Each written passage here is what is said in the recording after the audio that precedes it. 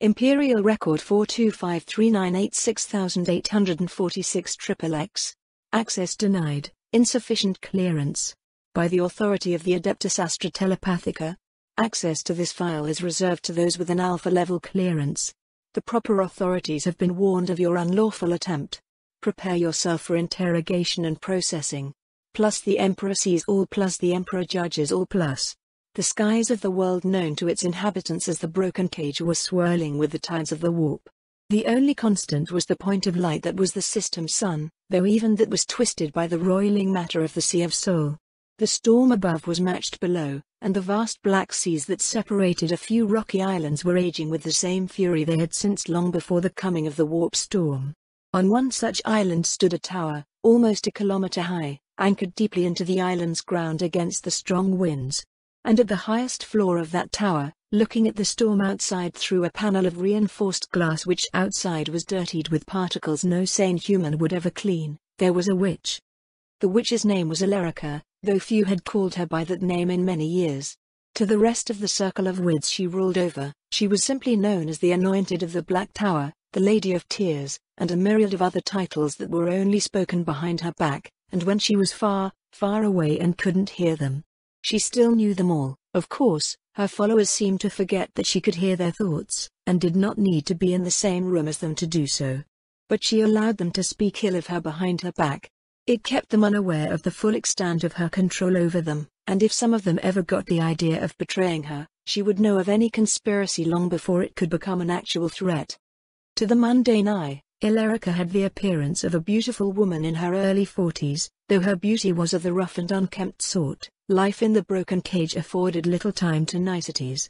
Her long black hair was bound into a ponytail, and she wore a dress of the same color, decorated with the various talismans she had fashioned from the bones of her defeated enemies.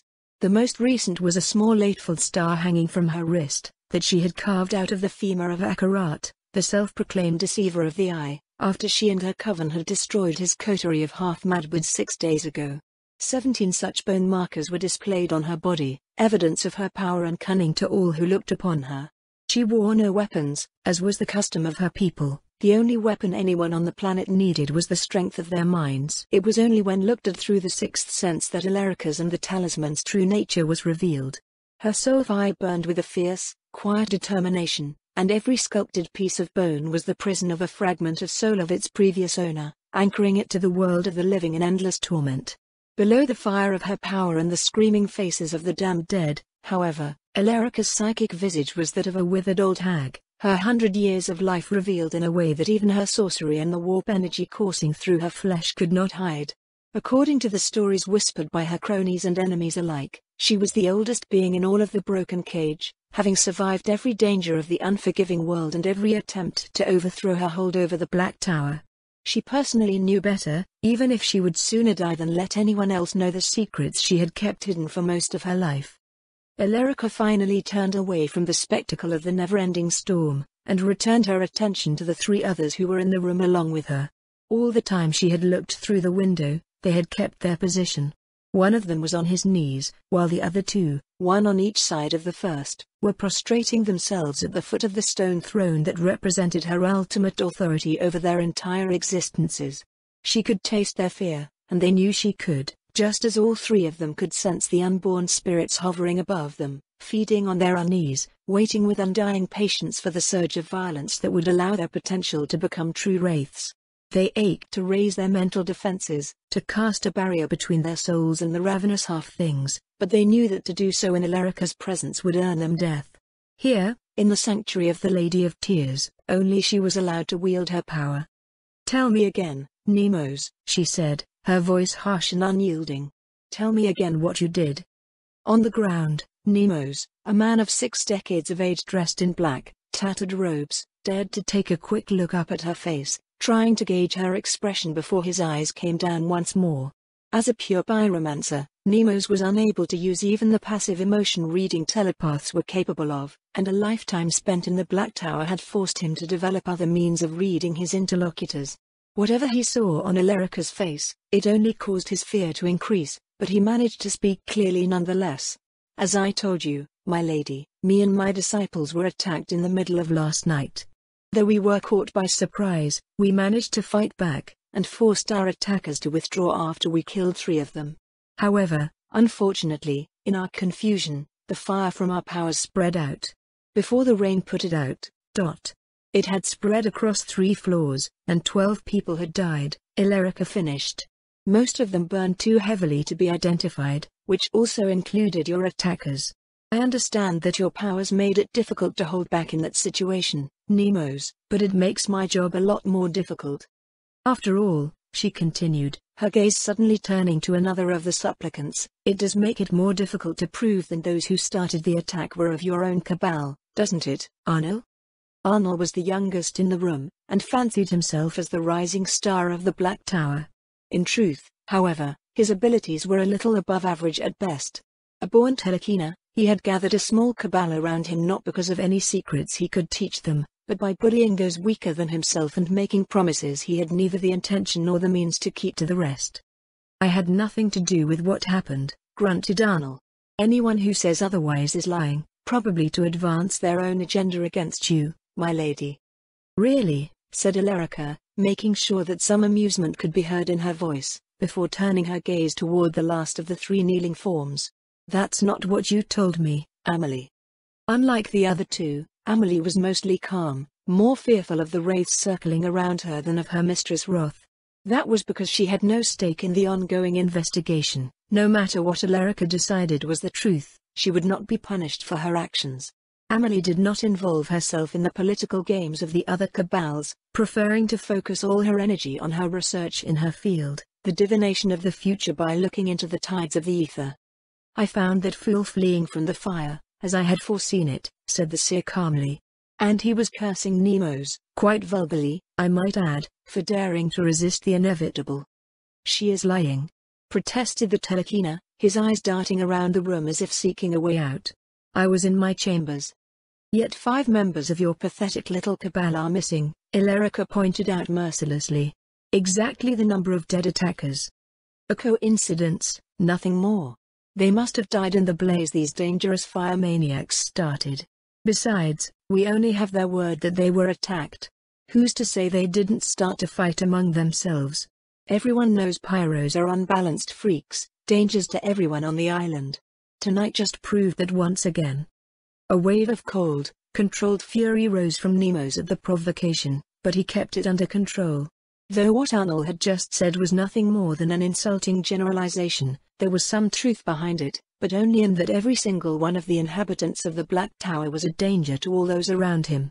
Ilerica shook her head in feigned disappointment, even as she gathered her power. Arnold, she sighed. You are such an idiot. All your life, you have done nothing but cause trouble for those around you with any modicum of sense. I have tolerated it so far because I could not just execute one of the Black Tower zones without justification. It would have driven the others paranoid with fear of being next. But now, a vicious smile appeared on the witch's face, and the terror emanating from the pyromancer redoubled. Now I have that excuse. With a snarl, Arnold rose to his feet, his power flaring as flames gathered around his fists. But before he could raise his hands and cast the fire in Ilerica's direction, she unleashed her own power. With surgery-like precision, a needle of psychic power pierced through Arnold's hastily raised mental shields and right through his brain meat. His eyes widened slightly as nerves were torn to pieces within his skull, and he fell face first to the floor, the flames around his hands fading away. In the ether, the wraiths growled with discontent, denied the bloodshed and open violence that would have fed their power. They still fell upon Arnold's departing spirit like sharks upon a bleeding beast, and all 3 remaining wids had to conceal their unease as they sensed the soul of their dead brethren being consumed by the creatures waiting on the other side of the veil. Now that this unpleasant business is done, said Ilerica once Arnold's body had stopped twitching, she stopped. On the edge of her perceptions, near the border of the island, she felt a surge of psychic power and the sudden appearance of new, unfamiliar thought patterns. Almost immediately, the minds behind these thoughts vanished, sheltered from her senses by a cloak of psychic energy. But in those few seconds, the Lady of Tears had been able to get enough of a look at the intruders who had dared to enter her domain. We will speak of this again later, she ordered her surprised servants. We have visitors. Gather your disciples and prepare for battle, but do not engage the intruders until I give the order to do so." "Invaders from the other islands?" asked Nemo's. His guess was reasonable.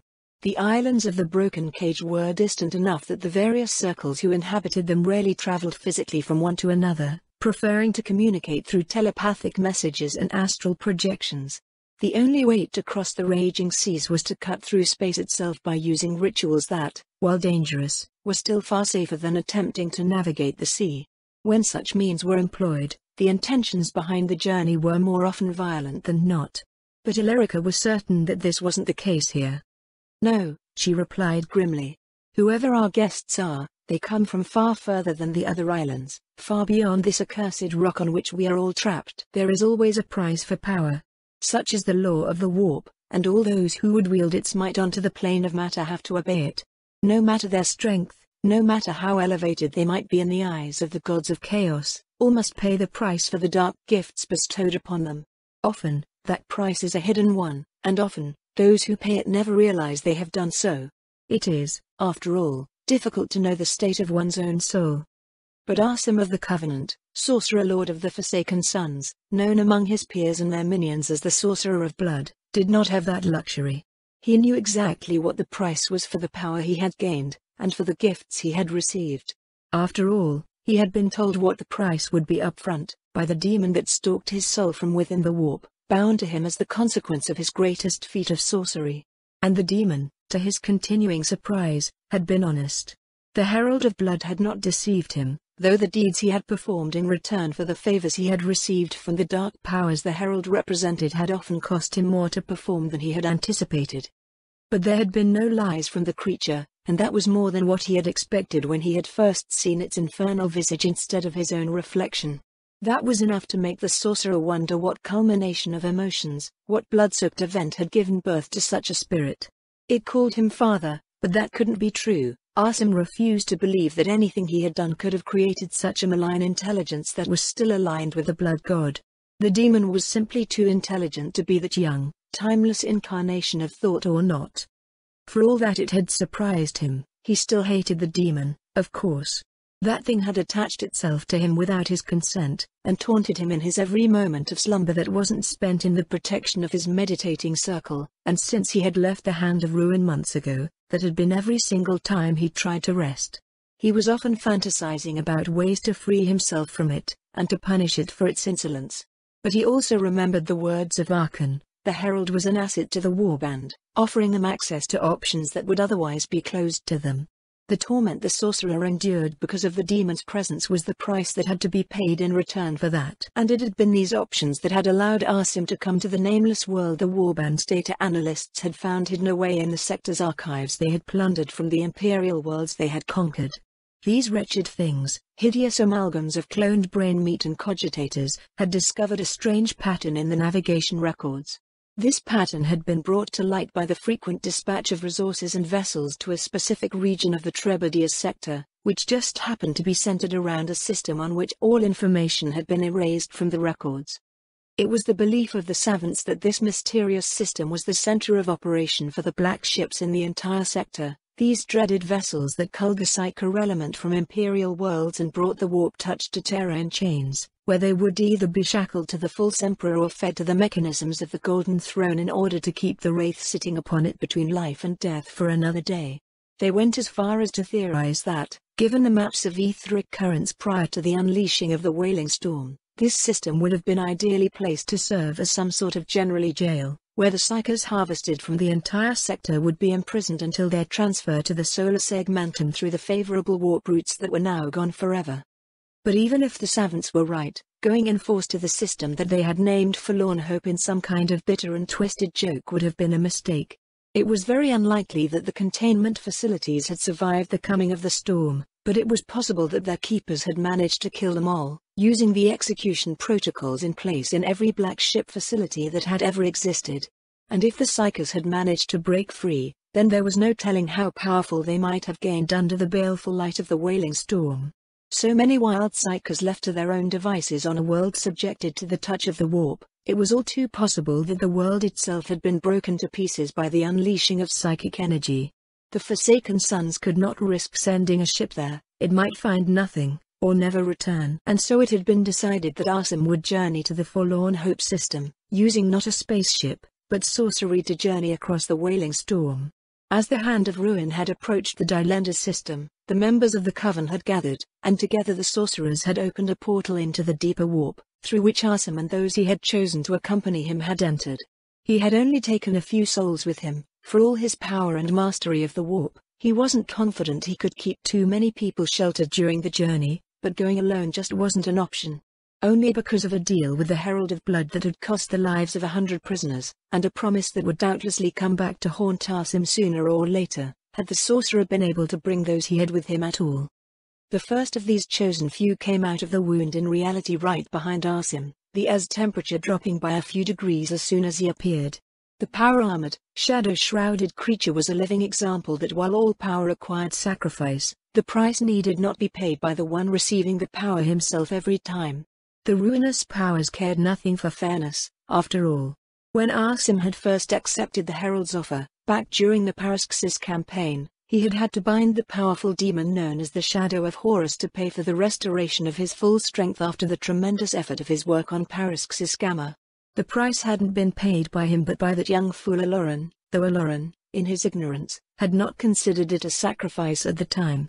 Yet even forcing the brunt of the price on someone else could not fully free Asim from his own part in the bargain, and the very act of creating a second-born had left scars upon his soul, through which part of his lingering humanity had slipped away.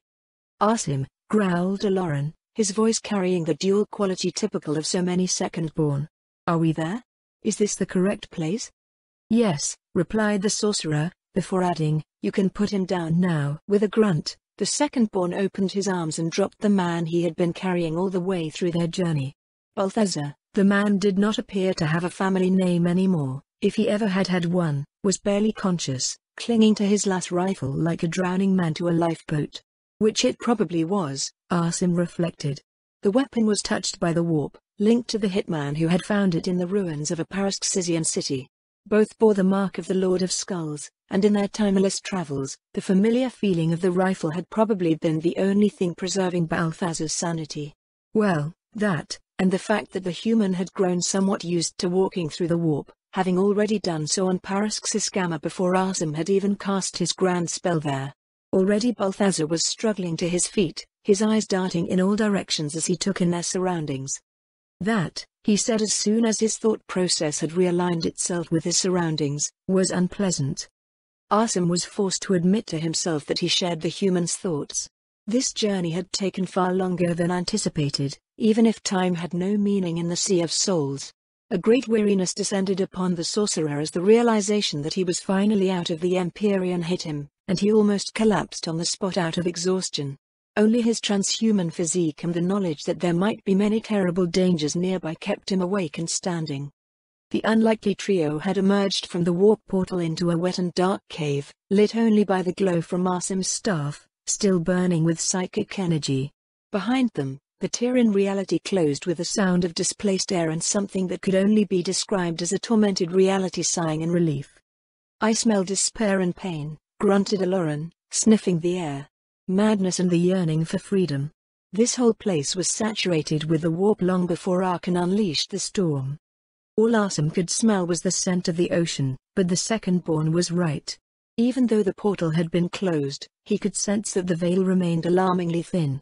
That was only to be expected. If this world had truly been used to imprison the psychers of the Trebedius sector, then no matter the containment measures, their combined emotions and powers would have made the planet closer to the Immaterium. Even during the Great Crusade, there had been rumors of the strange events taking place aboard the black ships and on the stations run by these dreaded vessels. "Wait a moment," he commanded. "I shall ensure that we have reached our destination." Resting on his staff, the sorcerer cast his weary mind outward, searching for confirmation that this world was what the data analysts believed it was. Immediately, he felt the presence of hundreds of other psychically active souls. There was one in particular, high above their current position, whose soul fire shone with confidence and power, undoubtedly the leader. Asim felt the attention of that soul turn in his direction, and he hastily cast a veil on himself and his companions. Though his intentions weren't exactly hostile, it was better to keep them a secret until he had a better idea of the situation here. So many psychers, so many untamed souls gifted by the Empyrean. For a moment Asim felt as if he were back on Tizca, in the grand chambers where the Legion's aspirants had been gathered for training before implantation. He could not detect any soul that was not psychically active, save for the presence of Balthazar at his back. This was indeed the world he had sought, there could be no other explanation. A 100% psycho rating did not simply happen in a population, even on planets where the conditions were favorable. There would always be some fringe group that, by some genetic quirk that not even the Thousand Suns' extensive research into the spread of the psychic genus had been able to explain, would be psychically mute. But a population made entirely of psychers, breeding on a planet bathed in the warping energies of the Wailing Storm? That was another story. This is the place, he confirmed for the two others. This is Forlorn Hope, and it is what the savants thought it was. Now let's move. If we are to succeed in our mission, we need to find whoever is in charge here. The three warriors of chaos stood in a cavern on the edge of the island, whose entrance was open to the elements. The sea was roiling, and Asim could sense other gatherings of souls in the distance, other islands also populated by psychers. He had to admit that the Astra Telepathica had made the correct choice in using that world for its purposes. There was nowhere to run to for the inmates, even if they had managed to break free from their cells. Even after taking over the entire planet, the psychers were still confined to a world the rest of the Imperium would consider worthless. Without the warp storm, the Imperials could simply have bombed it from orbit if they had ever lost control of its surface. They emerged onto a beach of sharp rocks, and looked backward to the island's center. There stood a tower of black stones, standing straight amidst the furious winds. Along its length shone dozens of windows. There were several holes in its exterior where the walls had collapsed. It was impossible to tell whether that was due to erosion, lack of maintenance, or other, more violent causes. But regardless of the damage it had sustained, the tower still stood. Even at that distance, Asim could feel the psychic residue that permeated every rock. "I suppose that's where we are going, then?" asked Balthazar to no one in particular. There truly were no signs of life. The entire island, as far as Asim could tell, had emerged from the ocean thousands of years ago due to the planet's tectonic activity. The island had been flattened by the Mechanicum's engines so that it could be used by the Astra Telepathica as a containment facility, but no efforts had been wasted on making it more appealing. On the plain of black rock, Asim felt dangerously exposed, and the tower loomed over them ominously, backlit by the occasional thunderstrike from the storm clouds. They had made it off the beach and halfway to the tower's base when the ambush struck. It was Aloran who saw them first. The second-born barked a warning, and jumped in front of Asim just in time to shelter him from a flying stone aimed right at his head. The rock shattered against the shadows cloaking Aloran, eliciting nothing more than an amused chuckle from the Spireborn Unbound. The attack had broken whatever spell the attackers had used to hide their presence from Asim before, and they suddenly became exposed to all of his sixth sense even as they rose from their cover behind the rocks and revealed themselves to conventional sight. There were about a dozen enemies, all of them horribly twisted from the human form. 5 of them were more beasts than men, their flesh covered in short, mangy fur, their limbs grotesquely muscular and ending with claws, though an all-too-human intelligence shone in their crazed eyes as they charged the warriors of chaos. Though weak, these creatures still possessed some measure of psychic ability, and they were using it to strengthen their bodies further still, unaware or uncaring that as they did so, they were bringing greater genetic degeneration upon themselves as the energies of the warp reshaped them. The rest, equally mutated but in ways that granted them no greater physical strength, were holding back. Their hands, or whatever they had instead of hands, raised in the direction of those they had attacked, and baleful energies danced around them as they unleashed their weakling sorceries against the trio. It took only half a second for Asim to raise a psychic barrier in front of the attacks, and the pitiful efforts of the Wids broke against it like arrows against a wall of adamantium. The barrier was only one way, and a shot from Balthazar's las rifle passed right through it and hit one of the charging savages right in the head, vaporizing the skull in a cloud of gas that shone for a fraction of a second in Asim's second sight as the soul of the wretch was dragged into the realm of Khorne. The others kept on charging, passing right through the barrier. Asim had made it to protect from psychic projectiles, not physical matter. "Let me help you destroy them, Father. These worms are not worthy of your attention." Asim ignored the demon and shifted his focus to the consideration of the tactical possibilities. A direct melee was going to take some time, even with Aloran and himself fighting against these creatures. Invigorated with the power of the warp, there was no telling how resilient their enemies were. And while the end result was not in question, the Sorcerer of Blood refused to even consider the possibility that he would fall to such wretches. There was a high chance Balthazar could get hurt, or even killed before every one of the Wids was dead. They needed to break their attackers, and for that, they needed to kill whoever the alpha of the pack was. Asim separated his mind in two, using an old trick learned during his Legion days to keep up the shield he was casting around him and his companions while also looking at the surface thoughts of his foes. It only took him a few seconds to locate the strongest one, hiding behind the others. It was a big, ugly monstrosity the size of an Astartes but about twice as large, its belly bloated and its skin pale and scaled like that of a fish.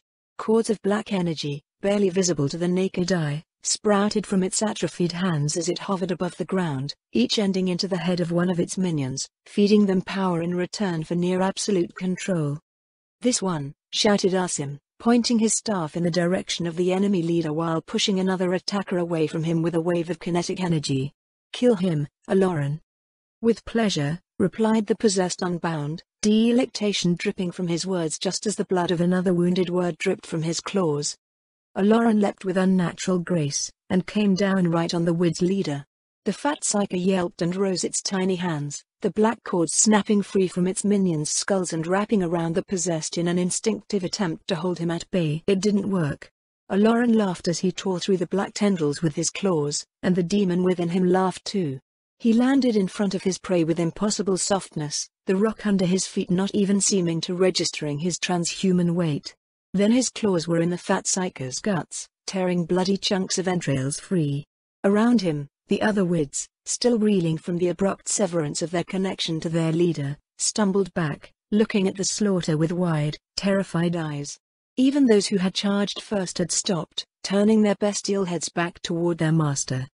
The wretch's screams did not end with his death. Asim watched as Aloran tore the soul from the body, and his helmet twisted with a metallic screech as it opened to reveal a fanged mouth into which the possessed cast the ectoplasm impaled upon his claws. The maw closed upon the ghost, and the scream finally, abruptly ended, though the sorcerer knew its torment had only begun. The other Wids started screaming as well in sympathetic suffering as they felt the agony of their leader, clinging their heads and shaking with pain. For a moment, Asim considered whether to kill them all or not, and whether doing so would be a mercy. Then their heads exploded, and he nearly fell to his knees when the psychic backlash of their sudden demise hit him. In the days that would follow, the sorcerer would wonder just what had triggered what came next. Had it been the result of the psychic domination established by the bloated word over its followers? Had it been caused by Aloran's brutal murder of the wretch, its agony and the terror of the onlookers stirring the denizens of the ether to the breaking point? Or had it been a scheme of some demon or another, seeking a way of entry to a world its kin had been denied too long? In the end, it didn't matter. Regardless of the cause, the veil between reality and the nightmare realm of the warp had been pierced. The wraiths that had shadowed the Chaos Warriors ever since they had set foot upon this benighted world began to appear in forms of mists and shadows, and Asim caught glimpses of images in the spilled gore that were different from the familiar silhouette of the Herald of Blood. The Empyrean growled like a beast sensing weak prey, about to pounce in for the kill. "This world will burn, but its death will not pay your debt to us, Father." "No," Asim growled in reply, both hands tightening around the shaft of his staff as he drove it into the ground hard enough to crack the ground. Sparks of warp fire flickered along its length and on his armor as he channeled his own power into the weapon. "This world is not for you." Sorcery was the art of weaving the energies of the warp into patterns that had been refined over the course of thousands of years of trial and error, painful, damning errors. The will of the sorcerer was as important as his knowledge of the appropriate patterns, but in the end it was, like all warp craft, simply using power that already existed for one's own purpose. Like a dam on a raging river, turning the flow of water into power to light the city nearby. This, however, was like trying to stop a nuclear detonation after it had already begun. Asim could feel his mind burn as he reached out to grasp the frayed tendrils of reality, forcing them back together with nothing but sheer willpower while also pushing against the tide of Neverborn fighting to enter the breach. If not for the fact that the demons were slaughtering each other to get through first, he would never have stood a chance. Slowly, painfully, He managed to slow down the tide of warp energy, but soon realized that he was stretched too thin. His power was not enough to close the rift, and there was no asking the Herald for help this time. The demon would never go against its primordial instincts in such a manner, at least not without asking for a price. Asim would rather see forlorn's hope burn than pay. And then, something reached out. Another light against the flow of darkness. Like his own, the light was tainted by a life lived under the gaze of warp-born predators, but it was still mortal, still existing in defiance of the malevolent hunger that dwelled beyond. That mind weaved the strings of reality back into place with surprising expertise, as if it had done so many times before.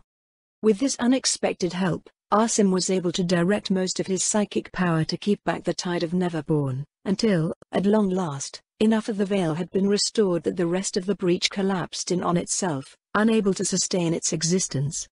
The breach had been sealed. In the realm of flesh and blood, barely a handful of seconds had passed, but for Asim, it felt like much, much longer. His body was covered in sweat, and he felt as if each of his limbs weighed a ton. For several moments, all Asim could do was breathe heavily, as his sight cleared and the pounding in his skull returned to a bearable level. He looked around, and saw that a group of 23 humans had appeared in the distance.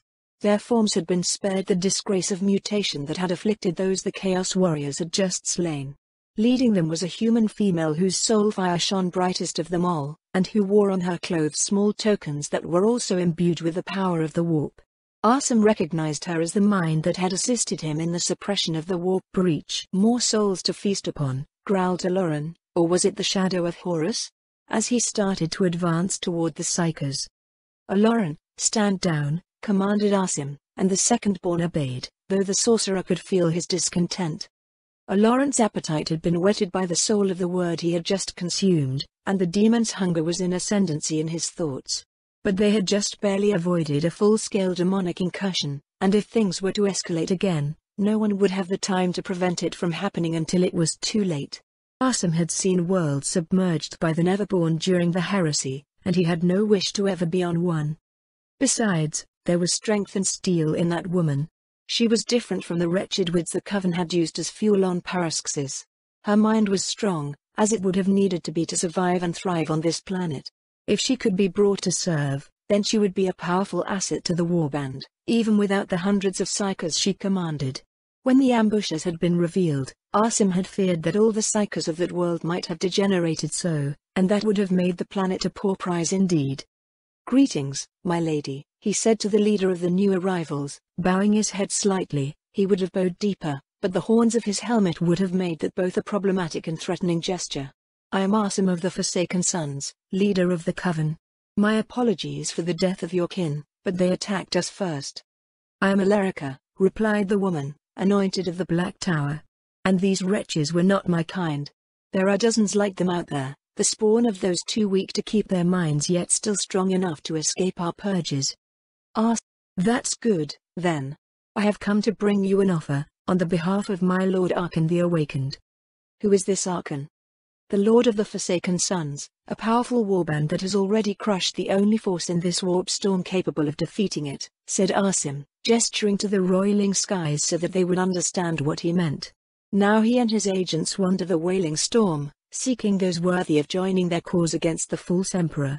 "I am one such agent, and I have come here because we heard about the children of this world and what they suffered at the hands of the Imperium. Our ancestors left many records on that," said Alerica. "Most accounts are fragmentary, or difficult to interpret. But a common thread is that they were all taken from their own planets, worlds much better than this one, and brought here, with the expectation that they would all be sacrificed to the Golden Throne." "I have heard that such is the fate of the gifted in the Imperium these days," nodded Asim. That was one more proof of how far the empire he and his brothers had built had fallen. "But you escaped that fate, though it left you stranded on this planet. And this brings me to the offer my brother bade me bring to you. With my help, we shall light a beacon that will call my brother's ships to this world, and they will carry you and all those who desire it off this rock." "And what will you ask in return?" asked the witch, the wariness in her voice as clear as the hope that flared in her soul. "That those of you with the skill and will to do so fight alongside our armies, lending their abilities to our cause. And from you, particularly, I would ask a single boon, as a proof of your agreement." What boon, Astartes? Asim tapped his staff on the ground. Deep below the surface of this island, a very special prisoner is held, bound by the servants of the false emperor when they still controlled this world, he began. Immediately, he caught a flash of recognition on the witch's face. I ask that you lead me and my companions to this cage, that we might crack it open and release the captive within. The witch, Ilerica, led the three warriors down the island's tunnels. She had accepted Asim's offer, both because of her own desire to leave this forsaken rock, and because her own servants would have turned on her had she refused. Her presence as they descended was enough to send back the rest of the woods they crossed, though Asim could sense their curiosity and fear at the sight of him and Aloran. Balthazar's presence caused much less interest, which only reminded the sorcerer not to fall into the trap too many of his kind had, to underestimate those without psychic abilities until it was too late. On their way, they passed great water reservoirs in which thousands of fishes were being kept, fed by the moss that grew between the rocks. This, then, was how the population of the island had kept itself from starving to death after the initial stores of foodstuffs had run dry. Asim had been worried that they would have degenerated to cannibalism, something he had seen entirely too much of in the darkest holes of the Hand of Ruin. Eating your own to survive was a sign of corruption both physical and spiritual, that led to genetic instabilities and the ruin of the mind. Perhaps being forced into such a practice by their exile had accelerated the degeneration of the wild psychers that had attacked earlier. If he could, he would arrange for a few of the more intact corpses to be brought to the Fleshmasters, so that they could study that hypothesis. They went deeper below the earth, until all signs of human activity had faded away. This, then, was what Ilerica had called the pit. The light bulbs on the ceiling were even sparser here than they had been in the rest of the building, but Asim's altered helmet showed him everything perfectly clearly. In the pit, all sounds were muffled, as if underwater. The temperature was barely above freezing, but physical discomfort was nothing compared to the yawning spiritual abyss that came from deeper into the tunnel. Asim could feel it as a drain on his soul, and knew that if he took but one more step, his every instinct as a psychic being would force him to turn back and flee. This wasn't the first time he had experienced such a psychic vacuum, and the memories of the last time he had were bitter indeed. When Prospero had burned under the wolf's wrath, the curs of Fenris had not come alone. The golden, emotionless guardians of the false emperor had fought at their side, and the soulless spawn of the Sisters of Silence had also been unleashed. These genetic abominations cast in the form of female warriors had reaped a terrifying toll upon the 15th Legion, their mere presence causing the sons of Magnus to lose their psychic powers and tremble in all but forgotten fear. Asim had fought against these perversions of nature then, in the ruins of Tizca. They had killed 3 of his brothers, and he had personally taken the lives of 6 of them, relying on blade, bolter, and gene-bred instincts when his mind had failed him. But even the psychic void cast by the Sisters of Silence paled in comparison to the emptiness that laid ahead. If the Sisters' blankness had been the darkness of a starless night, this was a black hole, hungry for souls. A handful of corpses were laying on the path, decay having barely touched them despite the years they had spent here. Not even the tiny agents of the god of plague could come nearer than where the party of renegades was standing, and thus the bodies had remained intact, beyond the desiccation that gave them the same aspect as the dried husks of lost travelers in one of Prospero's deserts. None of the dead had been able to get halfway to their distant goal, but how they had even been able to get that far at all was beyond Asim. All of them were natives of this world, and thus had been psychers of some level. The void must have affected them just as badly as it did him, if not worse. 500 years, whispered Ilerica, and according to the records, 29 attempts, all ending in the same way. The last one was a century ago, just before my predecessor decided to close the entire level to prevent any more pointless losses. Do you have any idea as to what exactly is being held back down there? Asked Balthazar, fiddling with his las rifle nervously. None, the witch admitted. The records kept by our ancestors' jailers were destroyed during the initial fighting or the chaotic times that followed. But, she added, her expression twisting with fresh unease, whatever it was, it's still down there. I can hear it whispering in my mind, meaningless as it might be for now. According to my predecessor's notes, it's what drove all of these poor fools to make the attempt, so that one of them will free the source from its prison, but their souls were snuffed out long before they could fulfill their goal. Now that she had mentioned it, Asim could hear it as well. It was truly barely a whisper, but it carried within it great strength, like a distant shout heard over impossible distances. A cold feeling of dread crept over him, distinct from the one born of the psychic void, as he considered the level of power it would take to be able to reach beyond the null field in even such a limited manner. Not for the first time, he considered the wisdom of doing as he intended. But then he remembered the deal he had made with the Herald, and what the consequences would be should he renege on that pact. "Do not think you can avoid this, father. You will pay your debt to us, or share the fate of your lost nostrum and cousin." "Thank you, my lady," said Asim, very deliberately ignoring the demon's threat and taunt. "You can leave us. We will come back to you in a moment to conclude our pact." Ilerica looked as if she was going to protest, but after one last look in the direction of the psychic void, she instead chose to take the opportunity and left. As soon as she was out of hearing range, Asim turned to Balthazar. "Balthazar, get down there," he ordered, "and destroy whatever is creating the null field." The former hitman looked at Asim in nothing less than shock, his mouth open, staring at his master in incomprehension. His hands tightened around his rifle, and despite the nearness of the psychic void, Asim felt the murderous thoughts coursing through his servant's mind. They always did, in response to almost every stimulus. Balthazar was able to ignore them and function as a normal, non-psychotic human, but the mark of the blood god was strong upon him. In the end, rather than attacking his master, the survivor of Paraxis Gamma asked, "My lord, have I offended you in some way?" Had the null field not set his mind on edge, Asim would have chuckled at that. "No, Balthazar, you have not. But you are the only human on the planet bereft of psychic powers. As such, you are also the only one with the ability to walk into this field without dying or going insane and then dying.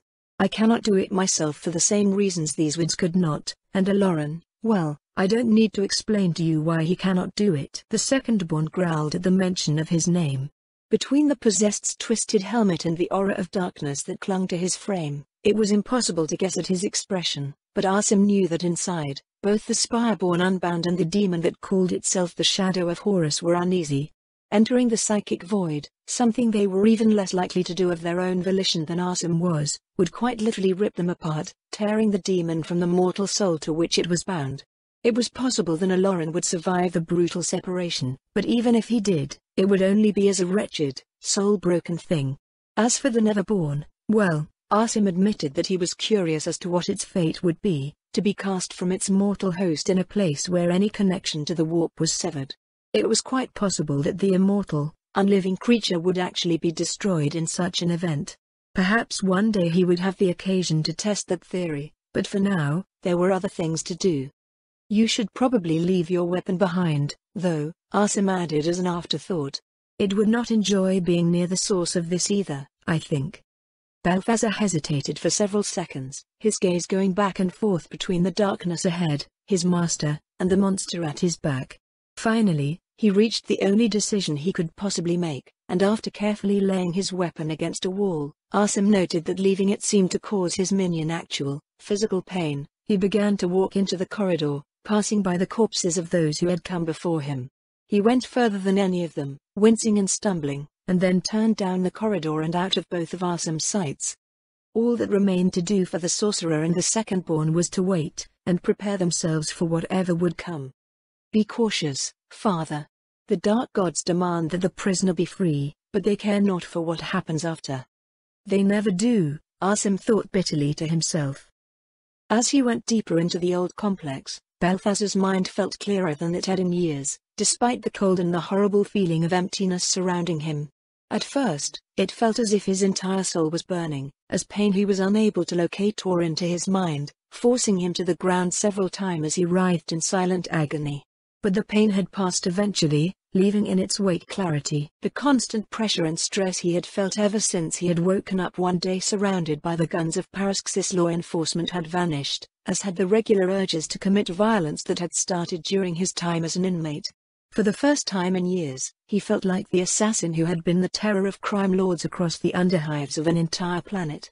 Not like a junkie in need of a fix whose particular drug was the shedding of blood and the taking of skulls as trophies. Doubts began to form in his mind as he went down a flight of stairs that seemed to go on forever, the light of his torch seeming more frail than it ought to be.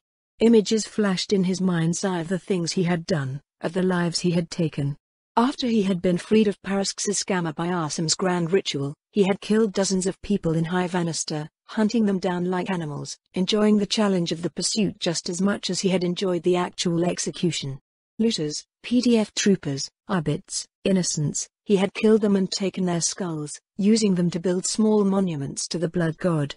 That was not the attitude he had had before being captured, and he found it doubtful that prison alone could have changed him this much. How had he even known about the Lord of Skull's existence and power? It wasn't as if there had been preachers of the dark gods in Parask's, yet when he had finally met some aboard the Hand of Ruin, what they had told him of Khorne had all seemed familiar to him. There was only one possible conclusion: his mind, his soul, had been messed with, altered by the touch of the entities that dwelled in the warp.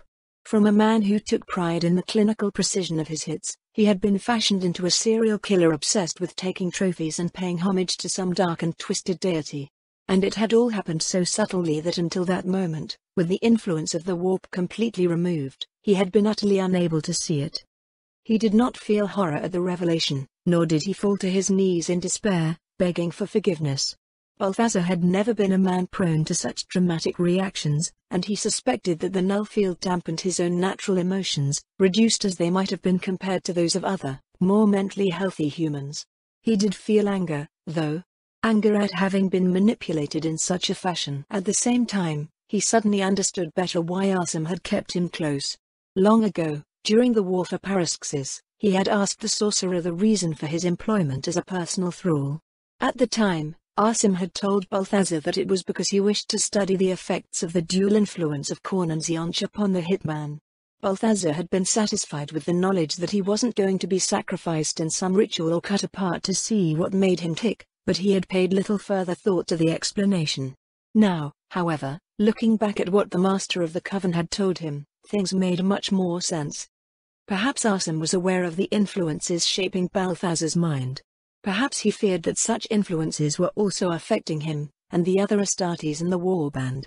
Even transhuman killing machines had to be afraid of losing their identity on some primitive level. Arsim claimed to serve Ark and the Awakened One while also walking the path of the Changer of Ways, that had been set for his entire legion when their legendary Primarch Magnus had sold his and their souls centuries ago. But could it be that the sorcerer, even subconsciously, was searching for a way out, a way to preserve his soul from the shaping hands of the Great Mutator? If such was the case, then such a way had just been found, for by entering the null field, Balthazar's mind and soul had been cleansed of the touch of the ruinous powers. The process had been painful, yes, but it had worked. Yet this solution would be entirely useless to Arsim, for entering the null field would kill him just as it had the other psychers who had walked this path before. But the question remained, what should Balthazar do with that knowledge and newfound clarity? He could turn back and return to Arsim, but what would he say? What would happen to him the moment he stepped out of the null field? Would he still be himself, or would the changes he had been freed of suddenly return, and he would wonder why he had turned back in the first place? His knife still hung from his belt. Balthazar supposed that he could always use the blade and cut his own throat, ending his life before the dark gods could reclaim it. Here, in this place, perhaps his soul would even be able to escape the torment reserved to all those who died within the wailing storm without a patron to protect their spirits in the immaterium. But death felt like giving up, and if there was one thing that had always defined Balthazar, it had been that he had never given up, no matter the circumstances. And so Balthazar kept going on, descending ever deeper into the prison complex, feeling the last touch of chaotic corruption burned away from his soul as he drew nearer to the source of the psychic void. He fancied that he could feel his own soul start to wither at the proximity of the source, and wondered if Arsim had been wrong after all, if even a non-psyker such as him could not get close enough without being snuffed out of existence. But still he kept going, determined to at last see what it was the Imperium had constructed so deep below the surface of this accursed world. After what felt like hours of continued descent, the stairs ceased, and Balthazar found himself in a vast chamber, shaped like a dome carved into the earth. Statues of female warriors in strange armor, the likes of which he had never seen, were carved into the walls in silent watch. At the center of the room lay an enormous machine that still hummed with active power, despite all the centuries that had passed since the last time any tech priest had come here.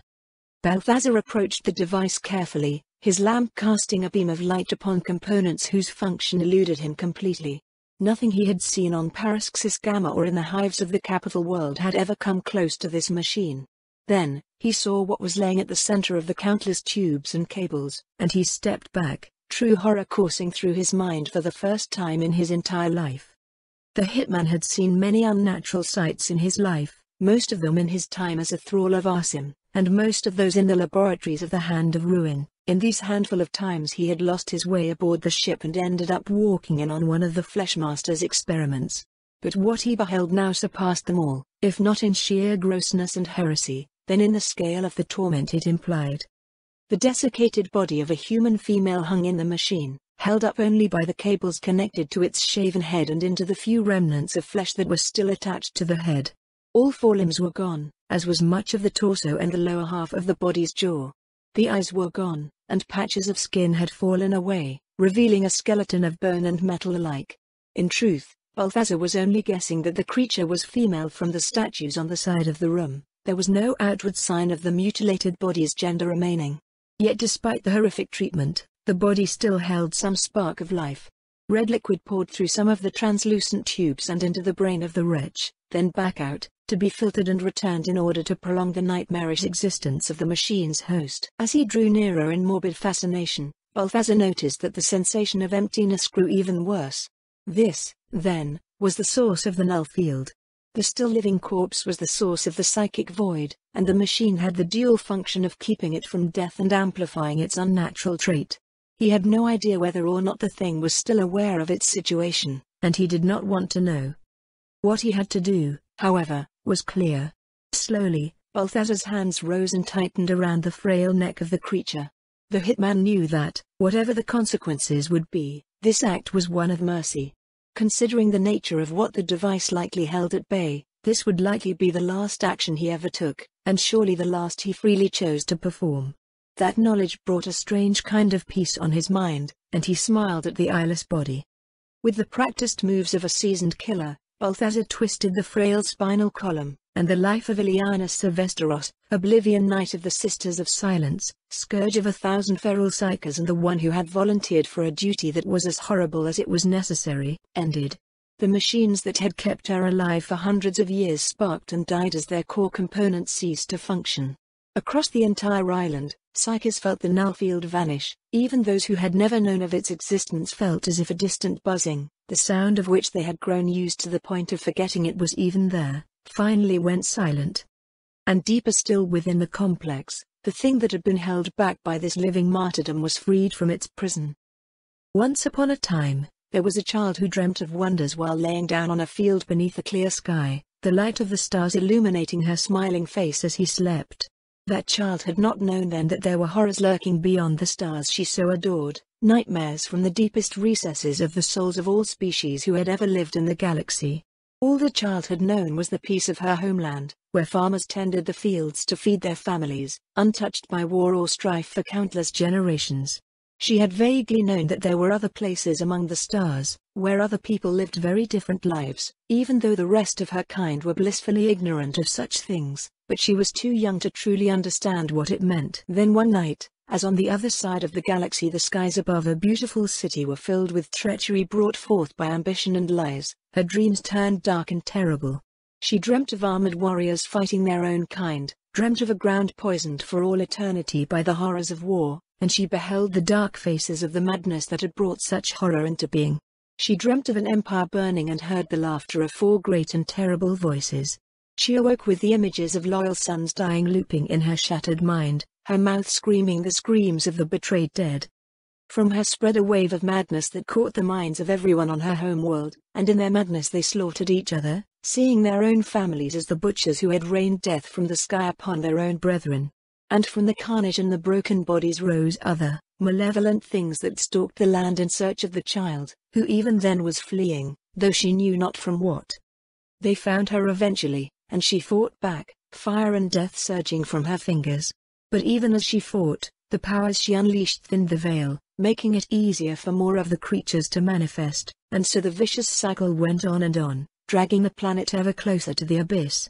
For years and years the child did fight, her growth stunted, her mind burned away until nothing remained but the impulse to fight back and an innocence stained with unwilling treachery. Yet before the cycle could finish in damnation, the soulless ones came.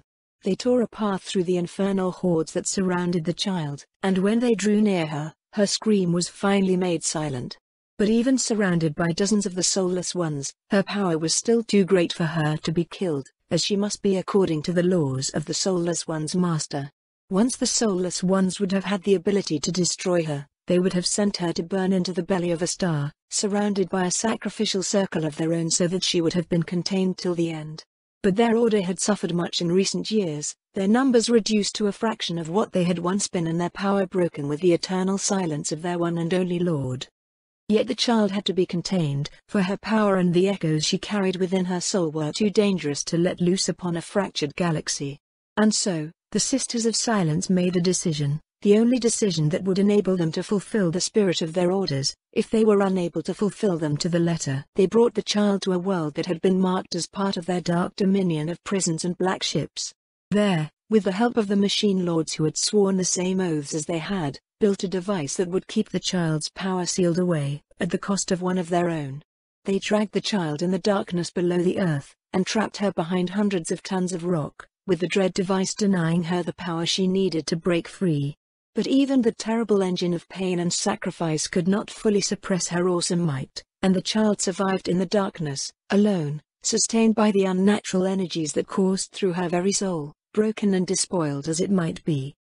For a long time, the child was trapped alone, unable to hear anything but the echoes of her own screams. Then something changed, and she began to hear other voices, whispering from afar. These voices were like hers, though much, much quieter. She cried out for help, calling out to these distant voices, begging and threatening for release. But time passed, and no help came. Until now. Now the last of the soulless ones was gone, and her powers had finally returned. Now she was caged no longer, and her screams turned to laughter as she began to wave through the rocks that had kept her trapped so long. The stone burned and melted around her, or was cast aside like toys picked up by a vengeful god. She arrived into an open space, far larger than the hole into which she had been consigned.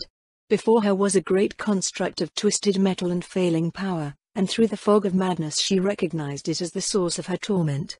She leashed at it with animal fury, tearing chunks of it away and sending them to crash against the walls, pulverizing the statues of the soulless ones as she did so. In her rage, she did not even notice that one of the fragments tore apart the human male standing on the other side of the device.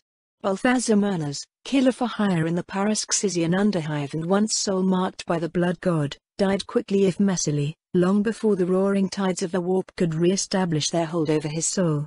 His shade dissolved into the ether in a matter of seconds, leaving the demon who had hoped to use him as a gateway shrieking impotently in the sea of souls. Several kilometers away, the last rifle that Balthazar had left behind him sparked and detonated, sending burning fragments of shrapnel that ricocheted against Asim's and Aloran's armor. The sorcerer sensed his servant's death, but his mind was entirely focused on the storm of psychic power that had suddenly erupted below with the Nullfield's dissolution, and paid the demise of the mortal no heed. After several minutes of vengeful rampage, nothing intact remained in the room, and the child's fury was slightly calmed down. She turned her attention to her surroundings, and felt the presence of two other entities nearby. One was similar to her, shining to her perceptions, though there was a darkness to its fire. The other was a mix of two different flames, bound together in a self-destructive union that would, eventually, destroy one or the other. Curiosity was an emotion that she had had no occasion to indulge in decades, but after all that time with nothing but her own thoughts for company, she hungered for anything new and unknown with childish intensity. She began to walk, her limbs propelled by a strength that had nothing to do with her atrophied muscles. Then, she started to run. After a few seconds, she started to fly, and a few minutes after that, she was ascending right through the stone toward the two soulfires, her body out of phase with reality until it emerged from the floor right in front of the Sorcerer of Blood and the host of the Shadow of Horus. The first thought to register to Asim's mind as the prisoner appeared before him was that it wasn't human, contrary to what he had expected, rather foolishly in retrospect, as the Herald of Blood had not told him anything that could have been interpreted as such. It was a Xenos, member of one of the countless species of sentient aliens encountered by the Imperium as it spread across the galaxy like a canker.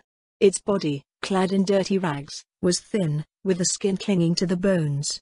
Though he knew nothing of its physiology, Asim knew that it was only alive now because of the immaterial energies coursing through its every cell. It was humanoid in shape, barely more than a meter high, with pale purple skin and 4 glowing red eyes staring at Asim from a hidden face. Its legs bent backward, its arms ended in 4-fingered hands, and it didn't walk so much as it floated a few millimeters above the ground. The second thought was a growing sense of regret at his own stupidity as he beheld the power radiating from the thing standing before him and watching him with an expression that could only be curiosity. He had seen more psychically powerful beings than this, such as his Primarch Magnus, and Lorga after his illumination, but even they, he believed, would have had a fight on their hands if pitted against this creature. By the standards used by the Astra Telepathica, this was an Alpha Plus Psyker, the kind of being whispered of in legends dating back to the Age of Strife, when entire worlds had been lost to a single wild Psyker losing control of its powers. In the Great Crusade, the legions had faced such beings many times, often with entire worlds enslaved by their will. The Thousand Sons had been one of the legions best prepared for facing them, though in most cases the task had fallen to the accursed Sisters of Silence. Whether human or Xenos, sanity was a distant concept to these psychic gods. They saw the universe around them in ways as different from those of other psychers as the psycher's own senses were different from those of the blunt humans. And now this one was free as a result of his own actions. Behind him, he sensed a Lauren tense, the second-born's instincts pushing him to fight or flee, while his human mind had already reasoned that both of these actions would only spell his doom. That led to the third thought of the sorcerer, that he was impressed at such a level of control. Clearly Aloran had taken the lessons of his loss of ascendancy on Parasksis Alpha to heart. It spoke well of the Unbound's future, if they survived this confrontation. Aloran's self-control brought Asim's focus back. His deal with the Herald of Blood had been that he would free the prisoner held beneath the Black Tower, and he had fulfilled it. Already he could feel the chains of that particular pact fall off his soul. At the time he had made the deal, he had believed that the prisoner in question could be turned to the service of the Warband. Perhaps that could still be the case. Allying with the Xenos was still a distasteful notion to most Forsaken Sons, but after the Shai-Alat, this creature should not be a problem. All that remained was to see if communication was at all possible, and then if the former prisoner could be brought to the fold. If Asim failed, then given the level of power of the creature, every soul on the planet would be doomed to whatever fate it designed, including his own. If it tore the secrets of warp walking from his mind, then even the rest of the Wailing Storm would not be safe. Arkan himself might be threatened, though after what the Awakened One had done to Serek Sithar, Asim doubted the Warband's leader could be truly threatened by anything. No pressure, he told himself with bitter humor, before tentatively reaching out with his mind. As he did so, he was mildly amused by the fact that the Herald of Blood's presence had all but vanished. Even the demon was wary of the creature it had arranged for him to free. That was both worrying and promising. Plus greetings plus, he pulsed wordlessly, transmitting an impression of cautious welcome and peaceful intent. Plus hello plus, came the reply, and Asim shivered as his mind interpreted the thought pulse from the creature. In his head, the alien's psychic voice was that of a female child, and it only took a moment to his transhuman memory to recall from where in his mind that particular voice had come. It was the voice of a Tizcan child, the daughter of one of the Legion scribes in the City of Light.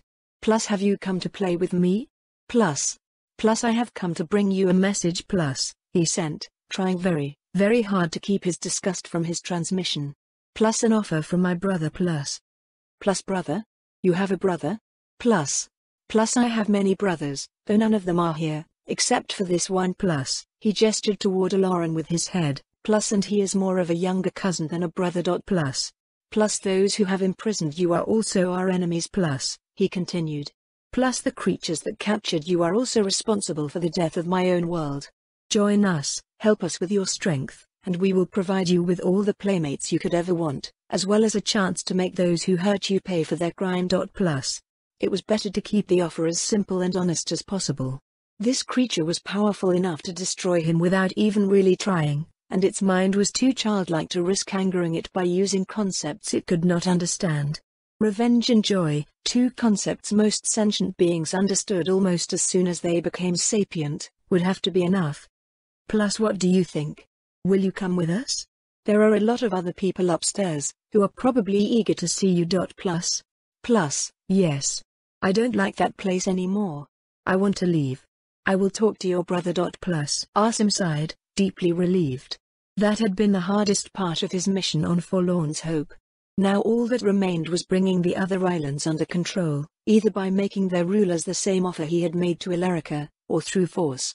Then, he and the most powerful psychers would call for the fleet of the Forsaken Sons, their psychic voice clearing the path through the warp so that they could come without taking too much risks. There remained a question, though, one last detail to take care of.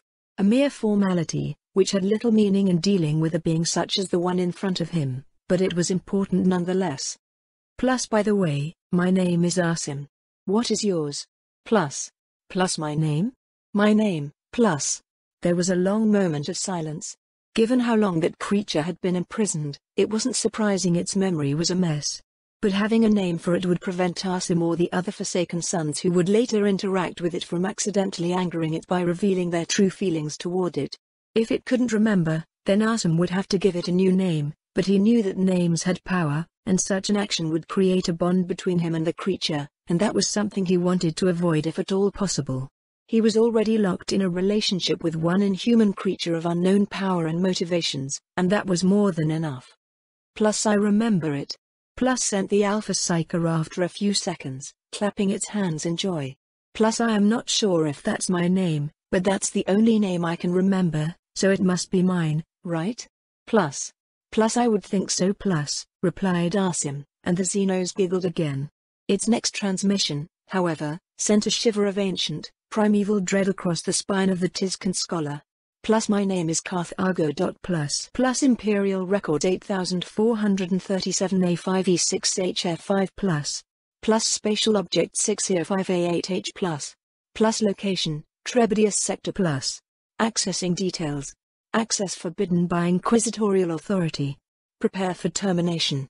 Plus the Emperor sees all. Plus the Emperor knows all. Plus the Emperor judges all. The Leviathan sailed the mixed tides of warp and reality, cast from one place of the wailing storm to another with little to no warning for the creatures that dwelled within. Though mortal hands had crafted its parts, it was no single vessel, but instead a collection of derelict void ships, lost to the Sea of Souls in years past and thrown together by the capricious currents of the Empyrean. Space Hulk, it and countless others like it were called by the Imperium of Mankind. Portent of Secrets, the Lords of the Oblivion's Keeper had named it, for they hoped to plunder its ancient holds and find there much knowledge and treasures. The demon ship of the Forsaken Sons floated near the Space Hulk, waiting for the return of the shuttles and boarding crafts that had carried the exploration parties into the depths of the greater Voidfarer. These explorers risked much by entering the behemoth, but the potential rewards were great enough to push many to challenge the spectre of death, or at the least, to send their minions challenge it in their stead. Death stalked Mikhail Kashinenko in many forms as he searched the twisted corridors of the portent. Some of those were obvious, the lack of visibility that meant he risked to fall into an invisible pit, even with his gift of enhanced sight, the merciless cold that reigned in many sections of the Space Hulk where antiquated life support systems had long since failed, and the scuttling of things in the distance. But while all members of his small group were stalked by these avatars of the Grim Reaper, death was also running into Mikhail's very blood. Every time his heart beat, the hybrid fancied, he could feel himself dragged a little closer to his grave. He suppressed a twinge of pain as the effort of marching quickly through the corridors of the portent took its toll upon his flesh. Things were getting worse by the hour. Not because he was growing older at an accelerated rhythm, oh no, this was nothing as mundane as the inevitable march of time. His body was, quite literally, falling apart on a genetic level. Melchior the Fleshmaster, Melchior who had been so proud of his creation, had still, it seemed, much to learn in the hybridization of Astartes' gene seed with the flesh of those still merely human. Or perhaps it was the bloodline of the Phoenician who had proven even more capricious than first believed. No matter the root of the affliction, the end result was the same. Melchior had provided him with enough drugs to keep the worst of the symptoms at bay, but it wouldn't save him. Between the drugs and the effects of the degeneration on his brain, His mind was wandering and unfocused. Eventually his organs would shut down one by one, and he would die a most painful and undignified death. And while Mikhail wasn't afraid of death, it was, after all, the greatest experience a true follower of Slanch could ever hope for. He refused to let his path end in such an ignominious manner. But the Dark Prince had not abandoned him yet. There was a way for him to be free of the degeneration running rampant through his body. When the Forsaken Sons had departed Paraxis and spread across the wailing storm, a single of the Shyilak Gene Lords had accompanied them.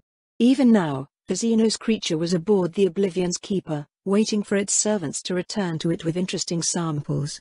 Milakor might not have the skills to save him, but the ancient Gene Smith had been shaping the DNA of humans for centuries before it had been killed and then resurrected. That it knew some way to stop his degeneration was Mikhail's only hope. But the Shyilak would not save him out of the goodness of its heart, for such a thing did not exist. Mikhail hadn't even wasted the effort to visit it before departing for the Space Hulk. If he wanted to live, he needed to find something aboard the portent worth saving him to the corrupted Eldar thing. Then, of course, he would need to find a way to avoid Milakor killing him to avoid the embarrassment of being outdone by the Gene Lord. But confronting one deadly threat after another was what prevented life from being unbearably boring, was it not? Long had it slept, in the cold and the dark. But now heat and light were returning. The sounds of life echoed amidst the empty corridors once more. And in its lair, hidden in a nest crafted from the bones of its previous kills, something stirred from slumber and into wakefulness. It opened its mouth and took in its first breath in centuries, tasting the air for the smell of prey. Many different spores were carried upon the ill wind that coursed the corridors of the beast's realm. Most of which it already knew: metal, water, and old death. But there were newer, fresher scents as well, flavors of flesh and blood. These flavors awoke ancient, all but forgotten instincts in its mind. It hungered. Hunger. Such a simple and primal concept. Every living creature, and some unliving ones, knew it. When the first life forms had been born at the dawn of the universe billions of years ago, the first thing they had known was hunger for that which would allow them to continue to exist. And when a beast was hungry, it went on the hunt. Counting Mikhail himself, the exploring party counted 13 members, handpicked from his circle of followers. Only a small handful of his original group had survived the conquest for Paraxis, and he had left those aboard the Oblivion's Keeper. They were all valuable pawns, and he needed them to manage the new small army he was gathering in the depths of the demon ship. The 12 he had chosen to accompany him were reasonably skilled with weapons, but ultimately expendable. Mikhail certainly hadn't bothered to learn their names. After all, there was a not insignificant chance that he would end up killing them himself to keep the secret of his degeneration. He didn't want them to die, but he surely wouldn't shed any tears if they were lost to the dangers of the Space Hulk before he had to do the deed himself. Then again, it was doubtful that they would mourn at all if he was the one to die, regardless of his supposed leadership. All of them had thrown themselves at the foot of the Dark Prince's throne, and they cared nothing for Mikhail save for the opportunities he provided to indulge in Slanch's pleasures. The band was currently spread out across a large room they had come across, searching it for anything of value. Walls of blank metal surrounded them, creaked and scratched. The only sources of light were those the explorers who still required illumination had brought with them, chemtorches and light bulbs that cast moving shadows everywhere. Debris littered the rectangular space, broken machinery, shards of metal and stone, and old bones so smooth that it was impossible to tell if they were human. The statue that stood at the end of the room certainly depicted a human male, clad in hooded robes. Yet it wasn't any of the Imperium's false saints. In fact, the entire space was free of even the hateful emblem of the Aquila. Perhaps this section of the Hulk had once been a human vessel from the dark age of technology, before mankind had been enslaved to the false emperor's mad quest for godhood. Was this statue a religious figure from that time, or a distant hero or lord? As he looked up to it, Mikhail let his thoughts wander for a moment. He imagined the chamber as it must have been them, a center of industry, a place of worship, or maybe the scriptorium of some long-dead priestly order. But his mind quickly changed to more familiar patterns, conjuring vistas of the glories of the past, of wars of such cruelty and scope they made the heresy pale in comparison. So lost was he in his reverie that he almost missed the shadow moving on the ceiling. His hand fell upon the hilt of the Shyilak knife he had claimed from the hands of a priestess what seemed to be a lifetime ago. While he stared into the shadows above, trying to catch another glimpse of what he wasn't quite sure he had seen yet. Somehow, the darkness was impervious to his god-touched vision, or perhaps his degeneration had progressed further than he thought. He was about to speak, to ask one of his servants to cast their light toward the ceiling, when, all of a sudden, the thing he had glanced emerged from hiding. Fast as a serpent, it slithered down a wall before leaping at the nearest explorer. Mikhail was fast enough to shout a warning to the unlucky soul. He was not, however, fast enough to do anything else. Claws and fangs tore right through the dead tissue and metal that covered the prey, and fangs bored into the soft flesh beneath. The beast gorged upon entrails, muscle and blood, feeling warmth return to its body after such a long time in slow starvation. Primal exultation coursed through its brain as it savored the fruits of its hunt. Yet the hunger did not fade, it only grew stronger as its body's full functions were restored and its metabolism quickened accordingly. Fortunately, there were more prey nearby, more bags of flesh and blood to feast upon. They were rushing toward it, shouting and brandishing metal sticks and other things that brought memories of old pain back to the surface of its mind. There would be no more easy kills, but that was fine. It was what the beast was used to, what it was made for. It rose from the leftovers of its meal, and prepared to fight for the next one. Mikhail watched in morbid fascination, deaf to the screams of horror and rage of the rest of the team, as the creature tore the explorer apart and feasted upon his flesh. It moved with impossible speed, but it still took a few seconds to finish its feast, during which Mikhail had an unblocked view of it. When the others got closer and saw it in turn, their advance faltered as their minds took in the true nature of their foe, or rather, tried to make sense of what little they could perceive. At first, Mikhail believed that his degeneration was playing tricks on his mind, but then the screams of surprise and confusion of his cohorts reassured him that whatever he was seeing, they were seeing as well. Or rather, not seeing. For the beast could not be seen clearly, even with Mikhail's enhanced sight. A veil surrounded it, as if the air was distorted by an intense heat, but it was too localized to be the result of anything so simple. All that could be seen through that obstacle were impressions. An exoskeleton the color of deep space splashed with human blood. Claws the size of a man's fist that had left marks in the metal walls. Fangs dripping with some black ichor tearing chunks of flesh away. All those combined to form a primordial nightmare in the minds of those looking, awakening fears that had haunted the human memory since the dawn of the species. The worst, and most interesting, part, Mikhail decided, was that despite the fact that the beast couldn't be seen clearly, it was entirely real. This was no demon, no spawn of the warp given form by the nightmares of the living and incarnated through suffering and bloodshed, so removed from mankind's perceptions that the mind struggled to process it and forced it into familiar, expected patterns. No, this was a thing wholly of the materium. The creature, whatever it was, did not carry the familiar feeling of a warp-born entity. In fact, Mikhail couldn't sense any touch of the Empyrean upon it at all. Which, given that it lived inside a space hulk, was more than a little suspicious in itself. Everyone in the exploring party had seen demons before, 4 of them had lost their sanity and faith in the false emperor that way. But as Mikhail had learned when he had beheld the awakened one for the first time, being insane did not mean one was fearless as well. Though the beast itself couldn't be seen clearly, the results of its attack could, and they were quite gruesome. The sight of the carcass was enough to give the cultists pause, thoughts of their own mortality piercing through the veil of drugs and fanaticism that clouded their minds. "Kill it!" shouted Mikhail, brandishing his knife in the air and shooting at the beast with his gun. Every shell hit home, but whether they did any damage was anybody's guess. "Kill it before it kill you." He insisted on the last words, infusing them with some of the supernatural power of the Primarch whose very blood was slowly killing him. Pain flared in his chest in response, but the injunction had the desired effect, and the cultists rushed the beast, their boosted killing urges surpassing their fear. The first 2 who reached their quarry died quickly and messily. They were torn apart in a blur of motion, their wounds seeming to appear by themselves as a result of the strange aspect of the beast. But the others stabbed and shot at the indistinct form of their foe until, with a screech of pain, it leapt away from them and vanished into one of the corridors that led to the chamber. "What was that?" shouted one of the survivors, a huge man wearing a void suit with gaudy symbols of the Dark Prince painted on it with engine oils and blood, and whose bare head was crisscrossed with ritualistic patterns of scars. "Something worth killing," replied Mikhail, drawing closer. They turned toward him, wearing various expressions: fear, elation, anger, and as their eyes fell upon the ritual knife held tight in his right hand, envy. "Whatever this thing is," he continued, "it is nothing any of us have ever seen before. Think of the reward the Dark Prince will bestow upon us for defeating it." "It already got knots, Maez and Klart," protested the same explorer who had talked first. Mikhail smiled, taking some pleasure in how the brute recoiled slightly from him at the sight. "Then we better make sure their deaths aren't wasted, right?"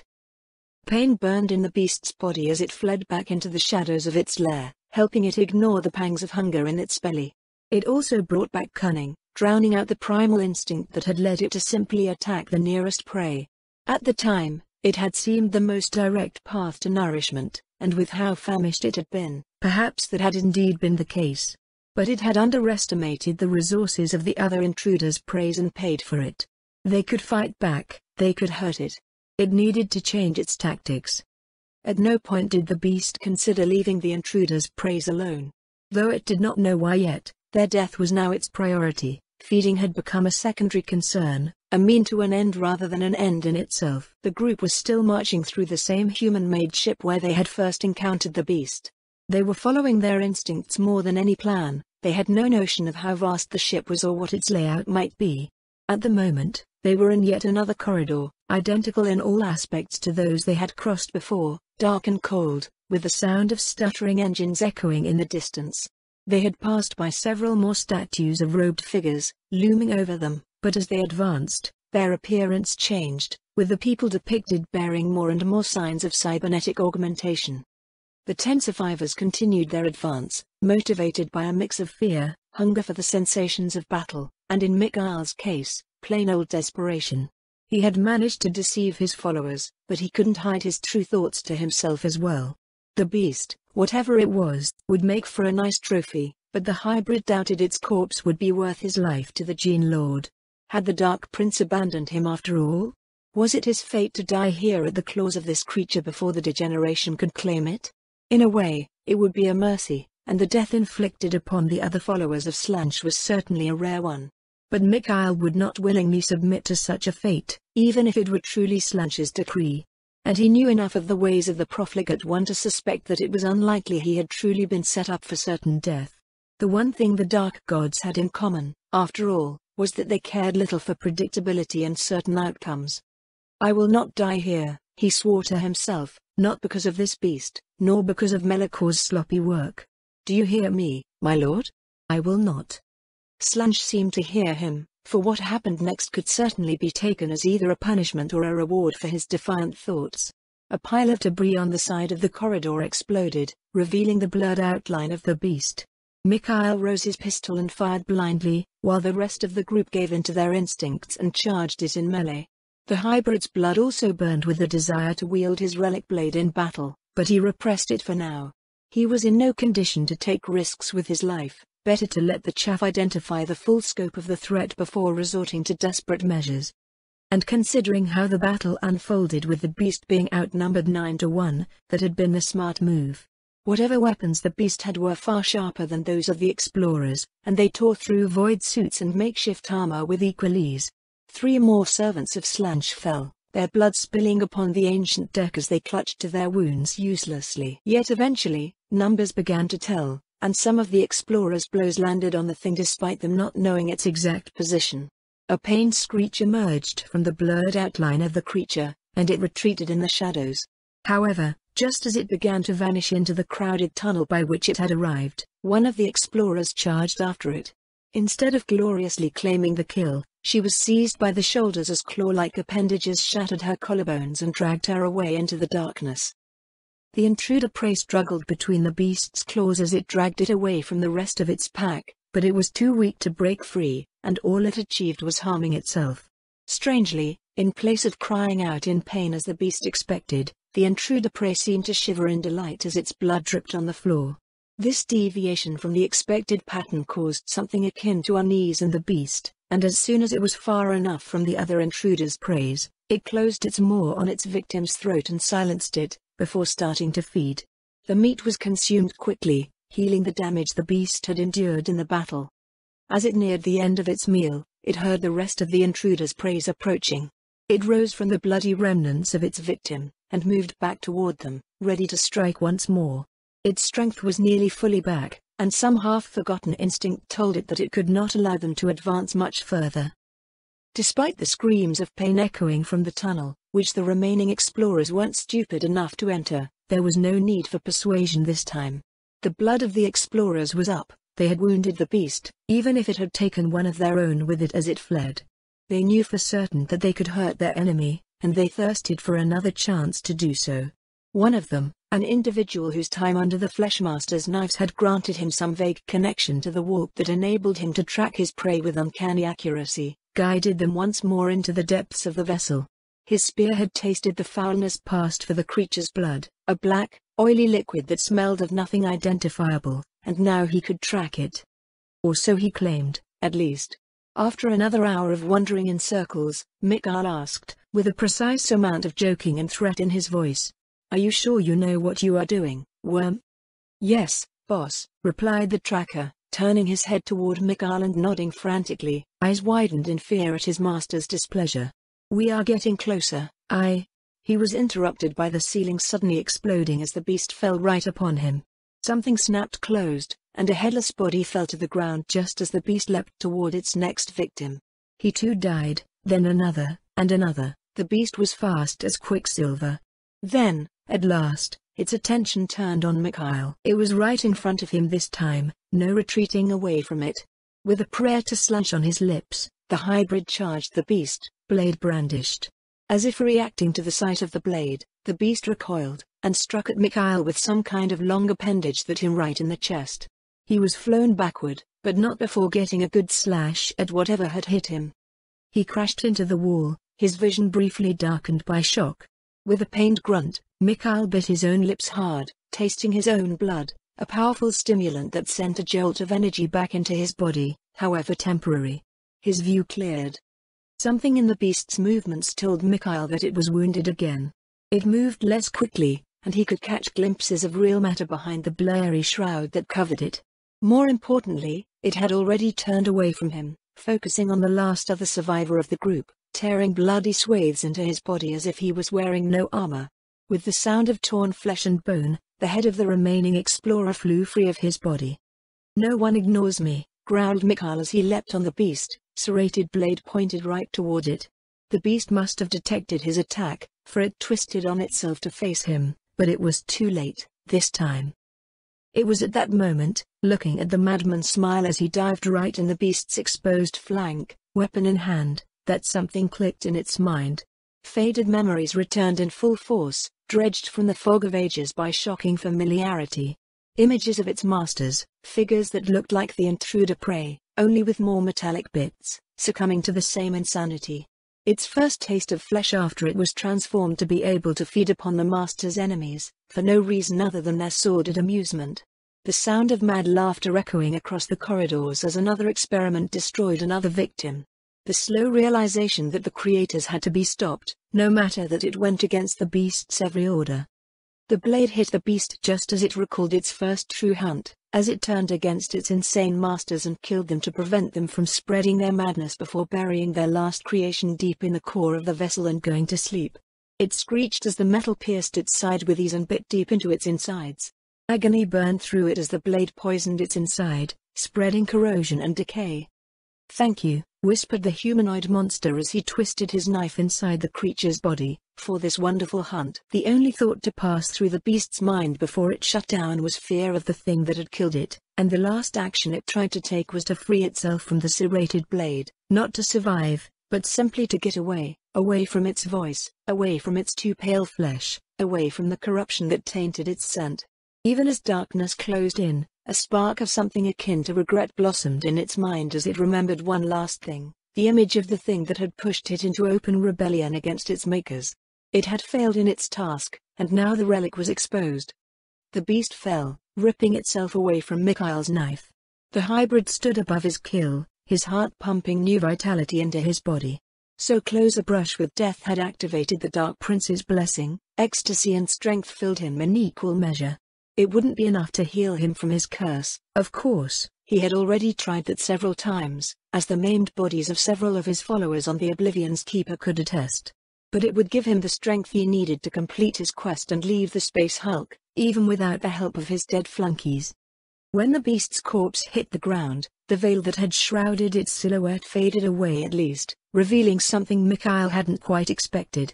Of course, he had had no idea just what the beast was before. He had assumed it was some Xenos beast that had somehow gotten aboard, perhaps captured by the crew of one of the ships that made up the Space Hulk. But now he saw the truth. The beast was no beast at all. It was a metallic construct, sparking and twitching as its inner circuitry died down. What in the Dark Prince's name were you?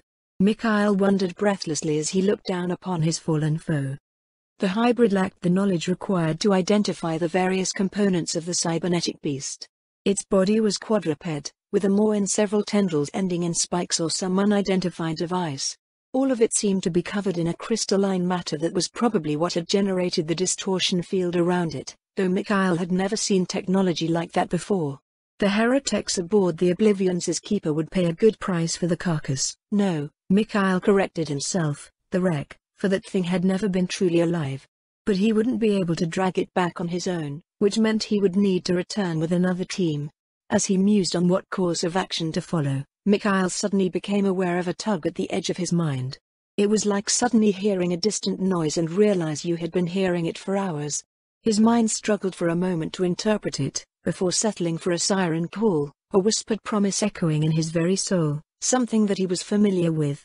Abandoning the remains of the beast, he turned back to the deep corridors of the vessel, and followed the mental impulse. Despite the labyrinthine nature of the Hulk, Mikhail never found himself in a dead end, as if the call, which grew ever stronger as he went further, was guiding him. The walls around him started to change, seeming to bend at impossible angles. The light from his torch, which he had kept just in case of another encounter with the unnatural darkness his vision could not pierce, cast twisting shadows that did not seem to exist solely in 2 dimensions. That made Mikhail hopeful. If whatever was calling to him had the power to warp space to that extent, then it had to be valuable. And very dangerous, of course, but danger and opportunity were ever twinned with each other. Such was ever the way of, I am losing it, he thought sharply to himself. Focus, Mikhail. Enough philosophical digressions, focus on finding what you came here for. Forcing his mind away from meaningless wandering, Mikhail continued to advance, following the call without letting his brain lose its way again. After navigating through the corridors of this antique ship for a few more moments, he arrived to what he thought had been the command deck of the ship that made up this section of the Space Hulk.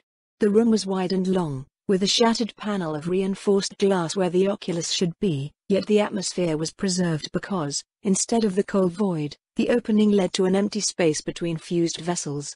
There were several rows of antique machinery spread in lowering tiers from the upper level, all of which looked damaged beyond repair, huge rents in the metal exposed severed cables and shattered components. And there, in the command throne facing away from where Mikhail had entered the room, was the source of the psychic call. The Astartes hybrid advanced cautiously, knife and pistol at the ready. He passed by the side of the throne, and saw what rested upon it. At some point, the skeleton clad in rags might have been human, but it was clear that when death had come for him, its owner had been far removed from baseline humanity. A pair of ram-like horns sprouted from its skull, bony spikes sprouted from its shoulders, and if it had been standing, it would have been more than 2 meters high. The skeleton also bore the signs of having been heavily augmented in life, with the skull still wearing red optics and cybernetic implants once connected to a brain that had long since decayed into dust. The cause of death was obvious. The ribcage had been torn apart by some great impact, destroying the organs it protected. Mikhail's gaze fell down, and as he saw the object that had called him here, the champion of Sludge smiled, all thoughts of the beast and his dead team gone from his mind. He had found the key to his salvation. That it could bring about the damnation of countless others was just an added bonus. Hours later, Mikhail was back aboard the Oblivion's Keeper, having returned from the Portent of Secrets with his prize aboard the transport he had secured for his own use. He had not wasted time discussing what had happened with the rest of his followers. As he left the Space Hulk, he had felt his degeneration accelerate, as if the doom hiding in his genes sensed that he had found a way to defeat it and wanted to kill him before he could do so. It was also possible that the prize itself was the reason for this acceleration, but it did not matter in the end. He just had to get to his destination quickly. The Oblivion's keeper had changed greatly since it had been brought back from death in the Paraxis system by the warpsmiths of the Forsaken Suns. The warborn creature that possessed the former Imperial vessel had turned its material anchor into something more to its liking, though its new masters had been quite surprised at how tranquil, for lack of a better term, the demon ship was. Oh, the ship's walls were made of melded metal and flesh in several sections. The crew members were more often fused to their stations than not, and their dreams echoed with the screams of those the ship had slain in battle. But there were none of the truly cruel games the other demon ships in the Warband's fleet were known to inflict on their mortal inhabitants. There were no never-born infestations on the lower decks beyond those which happened whenever the ship hit a tide of demons during transit through the more violent parts of the Wailing Storm, and even those somehow appeared to be weaker, as if struggling against the Keeper's own demonic will. Crew disappeared in the depths at the same rate as on non-possessed ships, dying from mundane accidents and all too human violence. While the crew could hardly complain, the unexpected benevolence of the ship's infernal spirit was troubling to say the least. Orpheus, the sorcerer who had been tasked by the Awakened One with leading this splinter of the Warband, was rumored to spend a great deal of time trying to discover the reason for it. For his part, Mikhail suspected it was merely a trick of the ship's malign intelligence to get them to lower their guard before turning on them.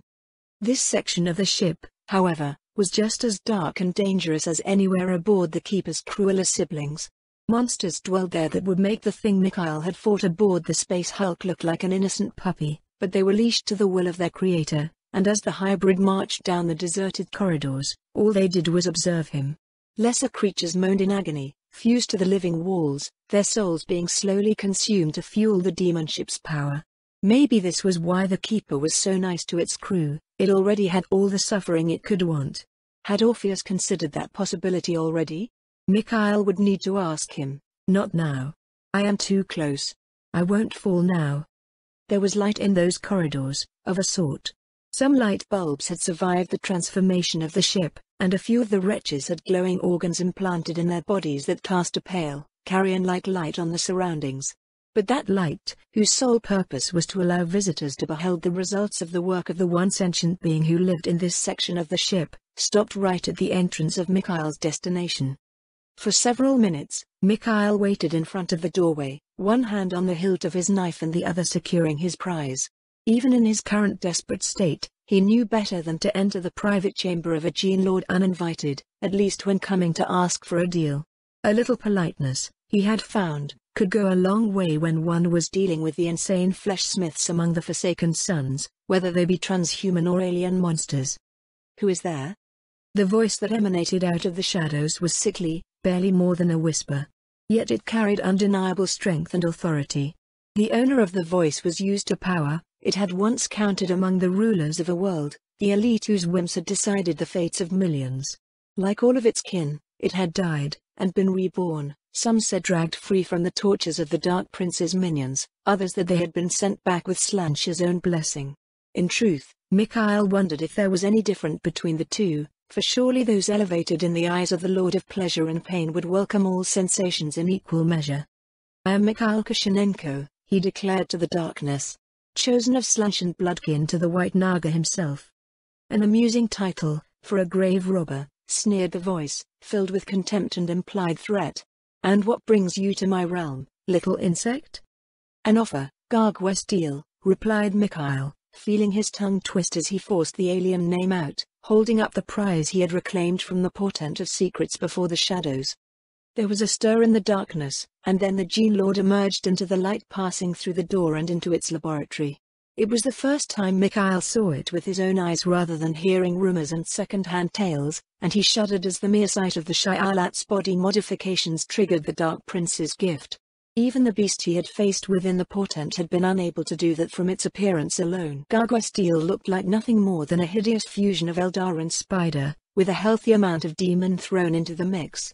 Multiple spindly arms emerged from its torso, which was attached to the chitin-covered body of a huge spider.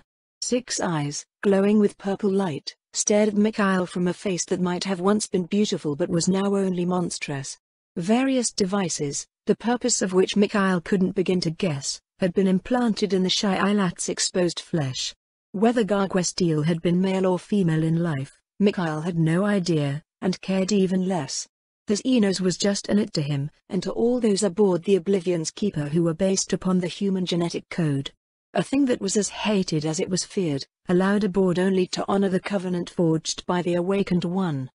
The Shailat Gene Lord looked at the object Mikhail was presenting to it with what could generously be interpreted as an expression of curiosity on its monstrous face. Its eyes blazed within a light as it realized the nature of the item, and the potential contained within. What Mikhail had brought back from the space hulk was the artificial right hand of the twisted skeleton he had found in the depths of that ancient human vessel. Unlike the other augmetics still attached to the old corpse, this one had endured the passage of time perfectly well. In its palm was a crimson crystal that pulsated with unearthly light, the power of the Empyrean, drawn from the warp and into the hand by the dark tech within. Even now, sparks of that power fell from the severed wrist, vanishing in midair. "This is human technology," noted Garguestiel. "But different from anything the Imperium had when it came to destroy my people's kingdom." "It is older than the Imperium," confirmed Mikhail. "Built during what is considered my people's golden age, when our technology made us gods." "Even then," sneered the Shailat, "you were nothing but children compared to the power of our empire. But, it is well made, for the creation of such inferior minds. A direct conduit to the infinite energies of the Sea of Souls, with the interface for binding to a living being, and what do you want in return for it?" "I am dying," said Mikhail simply. There was no point in hiding it, the creature would see it anyway when it worked on him. "My body is tearing itself apart on a genetic level, I do not know the exact details. I want you to fix it." Garguestiel's eyes moved from the hand to Mikhail's face, and the hybrid tried not to squirm under the inhuman gaze.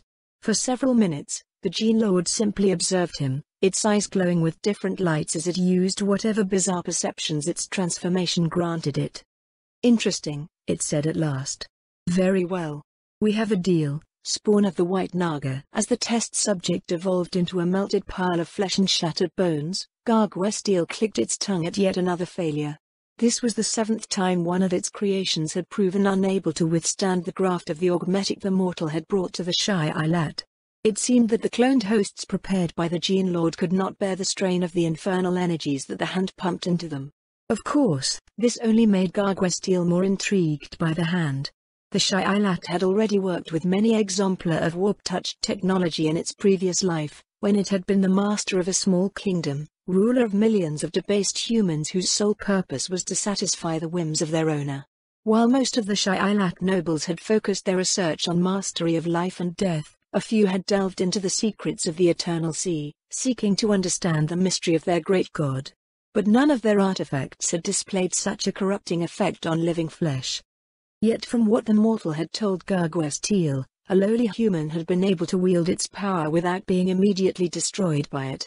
Perhaps the key laid in the fact that Garguestiel's creations were soulless husks of living tissue, lacking the spiritual resilience of a truly sentient being. If that were the case, then the device required a stronger, more resilient host. But all that the Gene Lord had available to it were the clone spawns of its laboratory. The gaze of Garguestiel fell upon the pod in which the sleeping form of the Astartes hybrid was resting. It had been easy to repair the corruption within his genetic code, really. The so-called flesh masters of the Warband were more inspired than actually skilled in such magnificent arts.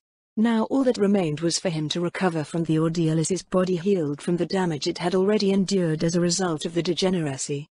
After a few seconds of consideration, a cruel smile appeared on the Gene Lord's twisted visage, and it tore the hand free of the amorphous mass of flesh its former host had turned into. Patterns of new experimentations flowed through its mind as its imagination began to piece together the best way to make use of this unique opportunity it had been bestowed. No matter the end result, this would be interesting. Hall of Asclepius, Enhancement Protocols. Aboard the Hand of Ruin, where once was the ship's biggest apothecarium, now stands a lair of malevolent science and blasphemous experiments. Named as an insult to the old gods that had been worshipped on the Iron Warrior's defunct home world of Olympia, it is where the Flesh Masters do the will of Archon by researching all manners of weapons and tools with which the Forsaken Sons can wreak havoc upon the hated Imperium. As the Warband dispersed to conquer the Wailing Storm, The Fleshmasters went on separate ways, but continued their unholy research. Most of the Fleshmasters focus their research on the development of their enhancement protocols, surgical procedures by which the baseline humans serving the Warband can be made into more useful servants. Tens of thousands of slaves live in the holds of the Warband ships, and many of them willingly offer themselves up for alteration in the hope of becoming stronger. Survival rates for most procedures are low, but such is the misery of those wretches' condition that they will jump to any occasion of increasing their status in the Warband.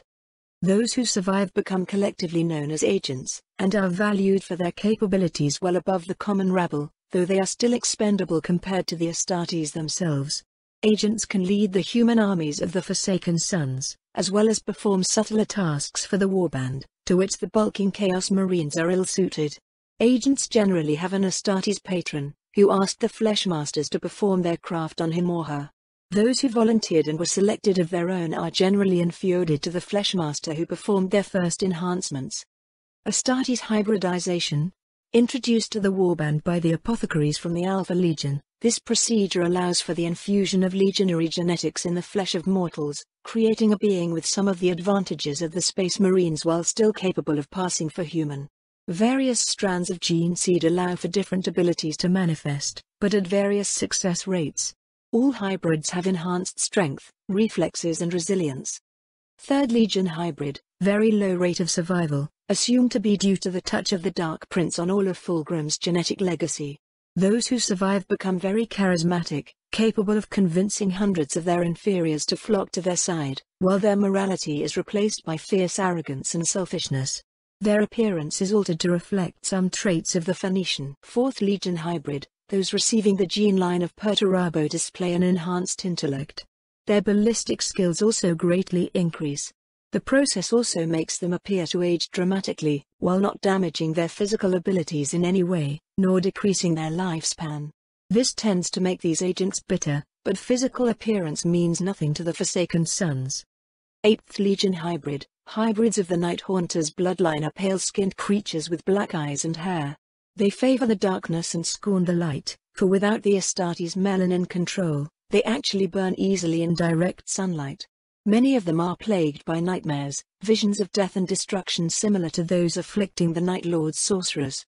12th Legion hybrid. The Eye of Khorne falls on all those who share any blood ties with Angron.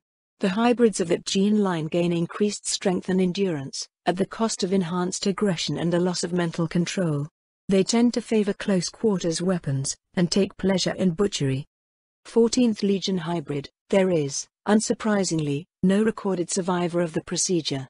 Further attempts have been forbidden due to the risk of spreading infection across the Hall of Asclepius, but the Fleshmasters of the Death Guard are still researching the theory of it, hoping that they can create a perfect scion of Nurgle by studying the plague-born of Talek Sorn. 15th Legion hybrid. All those implanted with Magnus gene seed manifest psychic power of some level. Those who already were Psyker experience a sharp increase in their abilities. However, the rubric of Ahriman does not protect them from the flesh change, and only the strongest-willed can resist the mutations running rampant through their body. 16th Legion hybrid. The blood of Horus is cursed, forever tainted by the failure of the sacrificed king to bring down the false emperor. The unworthy who bear in them his genetic legacy must strive even harder than others in order to avoid the wrath of the dark gods. While the hybrids created from sons of Horus gene seed are more charismatic and have sharper battle instincts, they are also plagued with strokes of misfortune that test them to the limits of their capabilities. While many scoff at this bad luck and dismiss it as superstition, it is real, and only those who can surmount the obstacles put in their way can rise to their full potential. 17th Legion hybrid. Those carrying the blood of Lorgar are a lot less ambitious and arrogant than the other hybrids. The whispers of the warp either drive them insane or turn them into true believers, who only seek to further the interests of the Warband, and through it of the dark gods themselves. Their insight into the Pantheon makes them convincing speakers, and some of them manifest limited psychic abilities, usually 1 or 2 tricks they can perform. 20th Legion hybrid. Very little is known about the special abilities bestowed by the gene seed of mysterious Alpharius. Because the technology to create the hybrids came from them in the first place, the Alpha Legionaries are capable of realizing this enhancement protocol with a near 100% success rate. The agents who become this type of hybrids are mysterious and secretive, but whether this is because of the gene seed used in the process or because they serve the Sons of the Hydra is unknown to the other Fleshmasters. Mutation grafts. The gifts of the Chaos Gods are many and varied, but often deadly to those who receive them, or bestowed upon beings unable to make the most use of them. The Fleshmasters harvest the most interesting organs developed as a result of the Warp's touch, seeking to understand their biology and graft them onto apter subjects. They can also combine them to devastating effect, though the risk of turning into chaos spawns is also great. Some mutations are common enough that samples can be reliably obtained, while others have been successfully replicated in laboratories. Beastman transformation. One of the most common mutations to afflict those who have spent long in service of Chaos Marines is the transformation into a creature with an animal's head and other bestial traits. Commonly known as beastmen, these mutants are genetically stable, physically stronger and more resilient than baseline humans, but also less intelligent. The protocol enabling to replicate this mutation is complex, and not widely used. It was developed more to see if it was possible at all. Still, with its high survival rate, it allows for the rapid creation of better quality bolter fodder. Wings. Those favored by the Dark Gods can develop wings of various kinds, be they bat-like, feathered, or insect-like. They allow for limited flight, as even the mutant's body is generally too heavy for prolonged stays in the air. This graft requires extensive muscle and bone surgery before the implantation proper takes place, in order to allow the agent to control his new appendages. Most of the time, the wings can be dissimulated under a large cover made to look like a backpack, though once they are exposed, there can be no doubt of the agent's heretical nature, save for those having feathered wings confronting especially naive slaves of the Golden Throne, who foolishly believe in the lies of the ecclesiarchy about the Emperor's angelic servants. Venom glands. The agent becomes capable of spitting venom at a range of several meters. The nature and toxicity of the poison vary, but they are generally lethal to human beings if directly injected into the bloodstream. Some are capable of causing paralysis, useful to capture living targets. Cannibal jaws. This implant requires the ablation of the agent's original jaw and replacement with one harvested upon a mutant. With far greater strength, this enables the agent to tear through flesh and armor alike. The graft also causes a craving for living flesh, and the urge does not distinguish between human and not human flesh, leading to the name used to describe the graft. Outwardly, there is no difference between the agent and a normal human with a pronounced jaw. Tentacled maw. One of the upper limbs of the subject is replaced by a massive writhing tentacles surrounding a fanged maw. At rest, the appendage can pass as for a normal arm by being hidden in a special sleeve and glove dressing, though even then, it must remain motionless lest its motion reveal its true nature, crippling the agent. Night vision. This is one of the most frequently used enhancements, both because the procedure itself is so easy servitors can do it, and because the materials required are relatively plentiful. By replacing the eyes of the subject with those of a dissected mutant possessing dark vision, the agent gains the ability to see clearly in complete blackness. The level of clarity of this sight depends on the quality of the graft used in the operation. There are some implants that grant perfect clarity, but are obviously not human in nature. Amphibian transformation. This enhancement is subtle and easily concealable. By grafting gills and the associated organs into the subject, the agent becomes able to breathe underwater. This procedure is often coupled with other aquatic alterations, like webbed feet or muscle implants, as well as various means to make the subject more resilient to poison and toxic chemicals, for the intended purpose of this transformation is, ultimately, deployment within the very systems of Imperial hive cities. Projectile attack. By implanting various organs and modifying the existing muscles, the Fleshmasters grant the subject the ability to unleash a powerful attack from their mouth, be it bone needles, or a stream of poison or acid. A common secondary effect of this graft is the inability to taste anything, as the structure of the mouth is heavily modified to allow for the mutation. Still, it grants a powerful advantage in battle, especially if the enemy is unaware of its existence. Vampiric feeding. By implanting an entire digestive system taken from some of the rarest mutants dwelling in the domains of the Warband, this procedure gives the subject the ability to extract sustenance from blood, something that the natural human body is unable to perform with any kind of efficiency. While this increases the strength, speed and resilience of the agent, it also turns their skin paler as the new organs are constantly feeding off their own blood. Prehensile tail. This implant consists of a tail coming out of the subject's lower spine, typically ending in a dangerous extremity of some sort, blade, poisonous thorns, or even another maw. Similar to the tails displayed by the long-extinct simian cousins of mankind, this implant is strong enough for the agent to hold himself up using only this appendage. It can be concealed by the appropriate clothing, such as the robes worn by the tech priests of the Adeptus Mechanicus, but even the slightest scan will reveal its presence. Dark Mechanicum augments. Unbound by the, admittedly already pretty loose, moral constraints of the Adeptus Mechanicus, the Flesh Masters have asked for their heretic allies to design new biomechanic transplants. These new devices are as much organic as they are mechanic, and fueled by the extracted energies of the Empyrean rather than any conventional power source. These implants require the amputation of the flesh they replace, and those who receive them must continue to be followed to ensure that their body does not reject the foreign elements. Classic augments. The Flesh Masters have access to the same kind of augmetic technology as the Imperium. When they must give augments to individuals who will need to pass for loyalists, or when the subject's master doesn't wish his prized slave to be put at risk of demonic corruption, these are used instead, to replace lost body parts. While relatively well designed and efficient, they are only a marginal improvement over flesh and blood parts. The Dark Mechanicum focuses its work elsewhere. Obliterator virus. The tech marines among the Forsaken Sons began to show the first symptoms of the Obliterator virus soon after the Exodus end. While they have been capable of controlling its progression thus far, they have also acknowledged its potential and given samples of their own infected augments for the Dark Mechanicum to study. This protocol consists of removing as much as the subject's flesh as possible, before replacing the lost body parts with infected augments.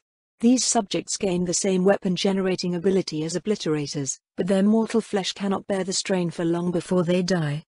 Machine interface. This cranial implant allows the agent to interface directly with any human-built machine.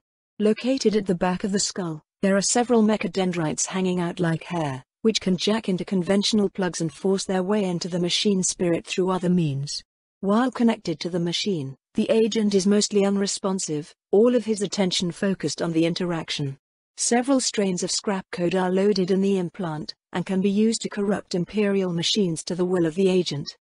Interrogator Gauntlet. The hand of the agent is replaced with a device capable of directly connecting with a human being's brain in order to extract information from it. The connection is established through ramming a spike into the target's skull, and the process itself is extremely traumatic, ensuring the death of the target within a few minutes. Information extracted by the gauntlet is downloaded directly into the agent's mind. Manchurian Protocol. An implant within the brain of the agent allows to temporarily create another personality, with its own skills and memories.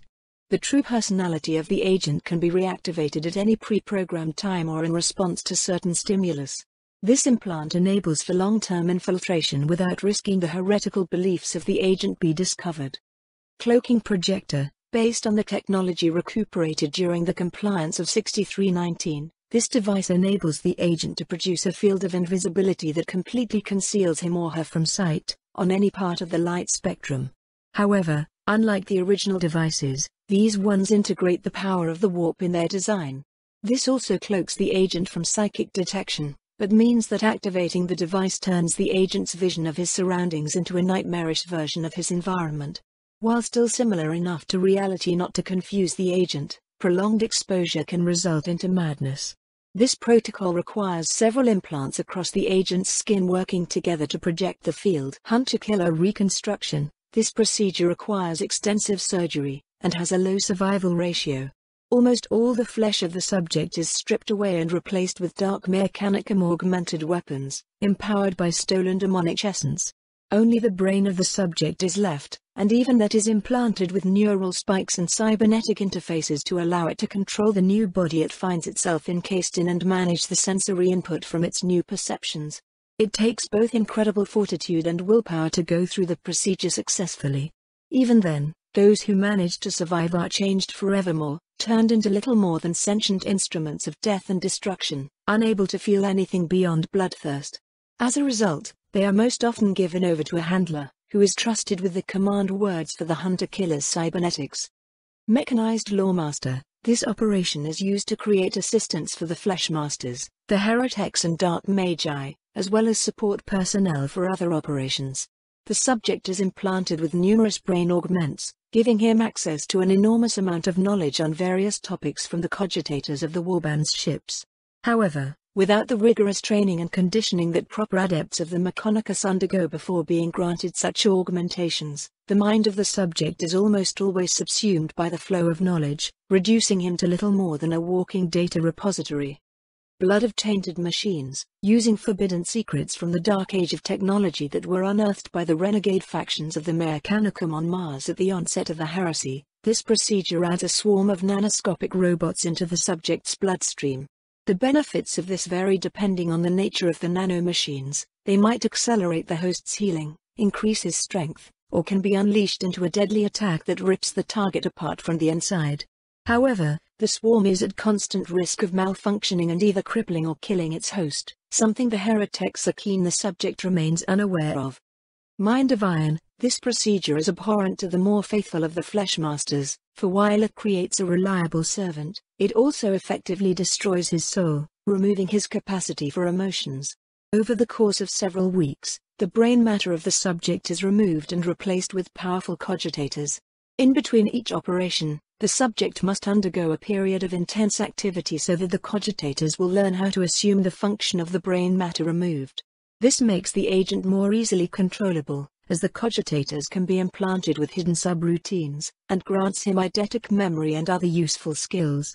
So far, no agent has had his brain fully replaced with a mechanical equivalent. Even the Forsaken Sun's demented scientists remain wary of the specter of abominable intelligence. Genetic forging.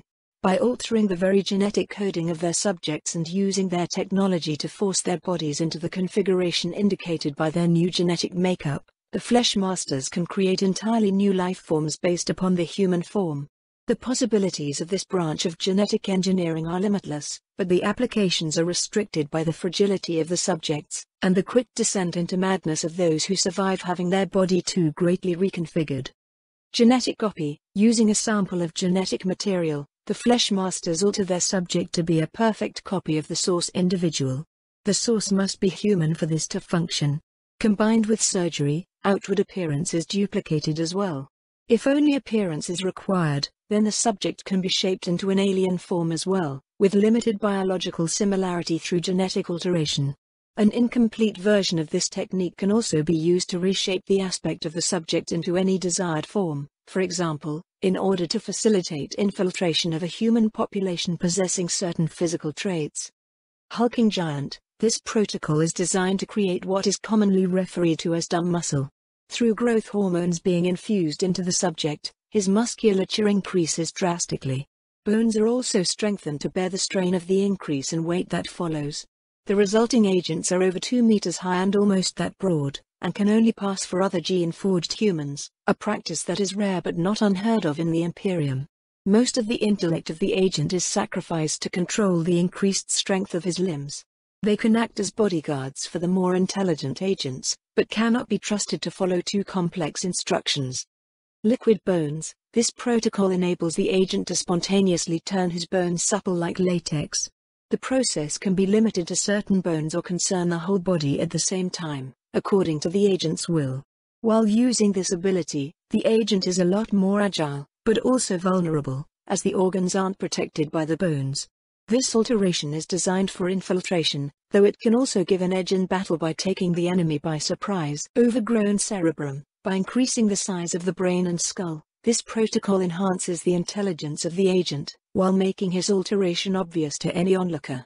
In order to support the increased weight of the head, the agent needs to wear an anti-grav collar that keeps his skull from breaking his neck. Even then, they need to move carefully so as not to lose balance and kill themselves. Increased intellect is accompanied by an increase in the agent's pride, and those who had psychic powers before witness an increase to their abilities in that domain. Those with this enhancement are used to direct the actions of other agents, as well as acting as support staff for the Forsaken Sun's operations. Those without psychic abilities are utterly unsuited for battle. Rejuvenation Protocol. The promise of eternal youth has been enough to drive many rich, old humans into the arms of the Forsaken Suns. Through a combination of genetic forging, blood transfusion and warp technology, the Flesh Masters are capable of restoring any human being to his or her physical prime, at around 2 or 3 decades of age.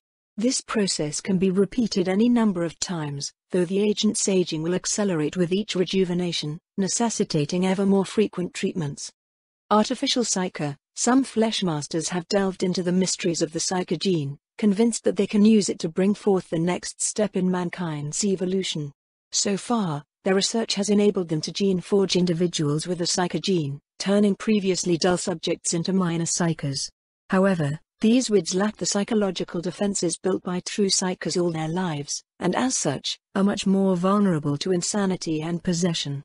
The current procedure involves permanent branding with sorceress wards to help balance this, which makes the end result much more stable, but requires more time and investment, as the ward's inscription must be performed by a true sorcerer.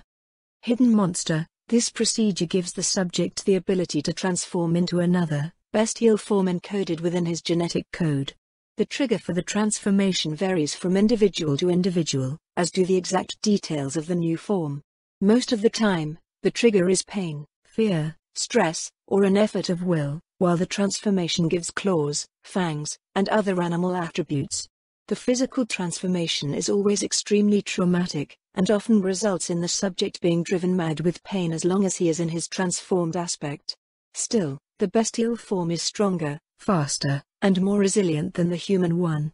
The human slaves of the Warband have many names for those chosen to undergo this procedure, borrowing from the most ancient legends of humanity. Brain Devourer. Based upon the Omophaga of the Astartes, this graft consists of an additional organ being implanted along the subject's digestive tract. It allows the agent to absorb knowledge by feeding upon the brain matter of a sentient being, human or otherwise. Still, only the most degenerate of the Warband's human servants are willing to consume human flesh, which somehow limits the utility of this gift, as it could be an invaluable asset in infiltration operations. New Man Transformation. Based on early notes of Chief Apothecary Fabius Bile, this procedure almost completely overwrites the genetics of the subject. The result looks human, but is stronger, more clever and resilient, as well as immune to disease and most poisons. They are also sterile and, more unfortunately where the Forsaken Sons are concerned, completely psychotic.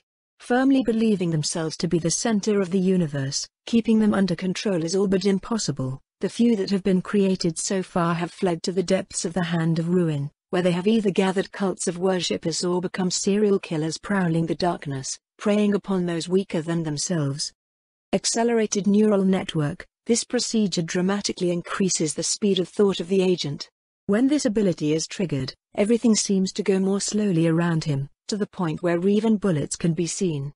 The human body is not accelerated, but this gives the agent more time to plan his next move and grants him the illusion of impossibly quick reflexes. However, using this ability too often ultimately results in it being turned on permanently, which quickly drives the agent insane and makes him kill himself to escape from the unbearable slowness of his existence. Xenos Alterations. This branch of enhancements is based upon the research work of Fabius Bile himself during the earliest days of the heresy, when the chief apothecary of the Emperor's children sought to master the last ways of xenograft and genetic alterations. By using archives from the Great Crusade era, the Flesh Masters have access to the genetic material of many Xenos breeds, and can grow alien organs in their laboratories before grafting them onto their subjects. Heavy doses of suppressant drugs are needed to prevent rejection, as the human body lacks the adaptability and resilience of Bile's Astartes subjects. It is also possible to alter the genetic code of the subject in a process called Xenos infusion. By inserting alien DNA within the human gene code, the Flesh Masters grant the subject an ability from the concerned species. This requires to obtain the DNA in question, and extensive study to isolate the correct sequences. However, this technique invariably causes cravings and/or alien impulses in the subject. While they can be controlled, infusion from various sources can create conflicting desires, leading to madness. Furthermore, while limited infusion doesn't usually result in outward alterations, accumulating too much deviance from the human genetic code will result in obvious disfigurements. Both practices are controversial even among the members of the Flesh Masters, most of whom, despite having turned against the Imperium, still look down upon Xenos species as inferior to mankind. Thermovision, Xenos graft. Many species of Xenos encountered during the Great Crusade displayed senses different from those possessed by humans. One of those is the heat vision possessed by many reptilian creatures. These implants replace the agent's own eyes, allowing him or her to use the thermovision instead of the human one. The appearance of the Xenos' eyes vary, but they are clearly alien in design, requiring them to be dissimulated to prevent Imperials to immediately recognize the alteration of the agent. Nephilim gland, Xenos graft. During the Great Crusade, the Nephilim were an alien species that fed on the adoration of human slaves. This gland enables the agent to diffuse a pheromone that makes humans more willing to heed the agent's suggestion. With repeated exposure, the free will of the target can be permanently weakened, until the enslavement is total and they are unable to defy the will of their adored master, no matter what is demanded of them. However, prior to reaching that point, the effects are only temporary, and the target may question its actions once the pheromones have worn off. Osiris hybrid cerebrum, Xenos graft. Created from the cloned flesh of a Xenos breed destroyed during the Great Crusade by the Ultramarines, this graft grants mind control abilities to the agent. All beings with a presence in the warp are vulnerable to this power, but maintaining control requires permanent effort on the agent's part. Doing so is very taxing, but while the target is under the effect, there is nothing that cannot be ordered. Living Shi'alat armor, Xenos graft. The corrupted Eldar resurrected by the Fleshmasters at the command of Archon have a mastery of genetic manipulation beyond that of the best of fallen apothecaries. They have been willing to share some of their secrets, including that of this procedure, used by their own warriors and gene lords. The living armor, created from genetic material from a variety of sources, some of which were at one point human, according to the Fleshmasters' analysis, is grown in vat and grafted directly upon the subject's body. They then grow to cover almost all of his body, save for the head. The living armor cannot be removed, and besides the natural protection it offers, similar to high-quality carapace armor, it also influences the wearer's hormonal systems to make them faster and stronger, but also more cruel and sadistic. Bargasi claws, Xenos graft. Encountered by the White Scars during the Great Crusade, the Bargasi are a species of ultraviolent Xenos, possessed of a bloodlust that would make even the servants of Khorne seem calm in comparison. This graft grants the agent the same natural weapons as these terrifying beasts, capable of tearing through even ceramite armor. But the required muscle and hormonal transplants also drive the agent to madness, his mind consumed by the same rage as the Bargasi themselves. Eldar sensitivity, Xenos infusion. The sons and daughters of Aisha have always had more acute senses than humans, as well as most species across the galaxy. This sensitivity is what ultimately brought Slansh into being and doomed their race to slow extinction. Through this infusion, all of the agent's senses are exacerbated, while altering the body slightly to reflect the innate grace of the Eldar. Those who observe the agent can sense that there is something unusual about him, but without being able to say exactly what. Adhesive skin, Xenos infusion. Through infusion of DNA from one of the countless nameless alien species found and exterminated during the Great Crusade, this protocol enables the agent to produce a reactant on his hands that allow to climb any structure. This ability can be activated and deactivated at will, on several parts of the body. This enhancement is combined with muscles and nerve surgery to grant the agent greater agility so that he may use his new ability to the utmost. Megarachnid leg muscles, Xenos infusion. On the world of murder, the sons of Horus and the Blood Angels fought the creatures known as the Megarachnids before meeting the Inter-X and starting the chain of events that would lead to the heresy. The creatures' muscles were far more powerful than those of humans, and the infusion of Megarachnid DNA allows for an agent to leap more than 20 meters high and far. The muscles of the legs are the only ones to benefit for that transformation, in order for the agent to still be able to handle objects without pulverizing them. Entropic field, Xenos infusion. One of the most dangerous species encountered during the Great Crusade, the Hood have been marked for extermination by the Imperium ever since they were first discovered. Through this infusion of their genetic material, the agent becomes able to use the same ability that makes the Xenos so dangerous, the entropic field. When activated, matter in the agent's vicinity rusts and rots, while the living caught in it age at a dramatically accelerated rate, years in seconds. The agent himself is mostly immune to the effect of the field, but each activation still costs him years of his life. Enhanced regeneration, Xenos infusion. This genetic alteration grants the agent an incredible regeneration ability, with open wounds closing before the very eyes of the enemy who inflicted them. Save for the complete destruction of the head, there is almost nothing that can keep the agent down. However, the regeneration will eventually consume all the energy available in the body, even though it draws upon preternaturally efficient biological mechanisms to function, leaving the agent dead. Repeated uses of this ability will also lead to the subject's genetic material being slowly overwritten by that of the Xenos species, a breed of aliens fought by the Alpha Legion during the Great Crusade, whose very name was erased from Imperial archives. Demonic gifts. Most Fleshmasters agree that the key to greater power lies within the warp, but only a few have the courage, or insanity, required to delve into its corrupting mysteries. To that end, they have attempted to combine human and demonic flesh. Acquiring samples of the Neverborn is extremely difficult, as only in a very few cases do anything remain after the entity itself is defeated. Preserving the samples is also complicated, and require numerous wards and stasis fields. Even once a graft is successfully performed and the demonic element sustained by the subject's soulfire, the Neverborn it originally belonged to will attempt to use the connection to possess the subject's body. Nevertheless, this branch of enhancements grant abilities even the Fleshmasters themselves often didn't believe were possible. Those who embrace this practice also become minor sorcerers in their own right, though lacking in psychic potential. They are able to use relics and rituals to assist in their blasphemous experiments. Eyes of the Warp. By replacing his ocular globes with those of a demon, the agent gains the ability to see the world as the Neverborn do. They no longer see light, but souls and the emotions and memories ingrained in physical objects. This enables them to detect spiritual corruption and to see in any light condition. When they wear concealing glasses, they can prevent their nature from being revealed, but while the appearance of the eyes vary, they are all unmistakably inhuman in nature. Staring directly into them is also a grueling experience, which can shatter the sanity of weak-willed mortals. Claw of the Neverborn. This protocol functions by removing the hand of the agent and replacing it with a demon's appendage. While the aspect of the graft varies, it is generally used for battle and must be concealed in order for the agent to pass unnoticed among Imperial subjects. The demonic nature of the graft also enables its attacks to pierce through most physical defenses.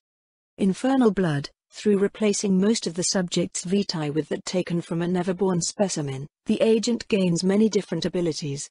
These generally include superhuman strength and speed, the addition of supernatural senses, and the ability to regenerate. The process itself, however, is excruciatingly painful, and every waking moment afterwards is filled with pain, while sleep is an endless battle against the Neverborn trying to take over.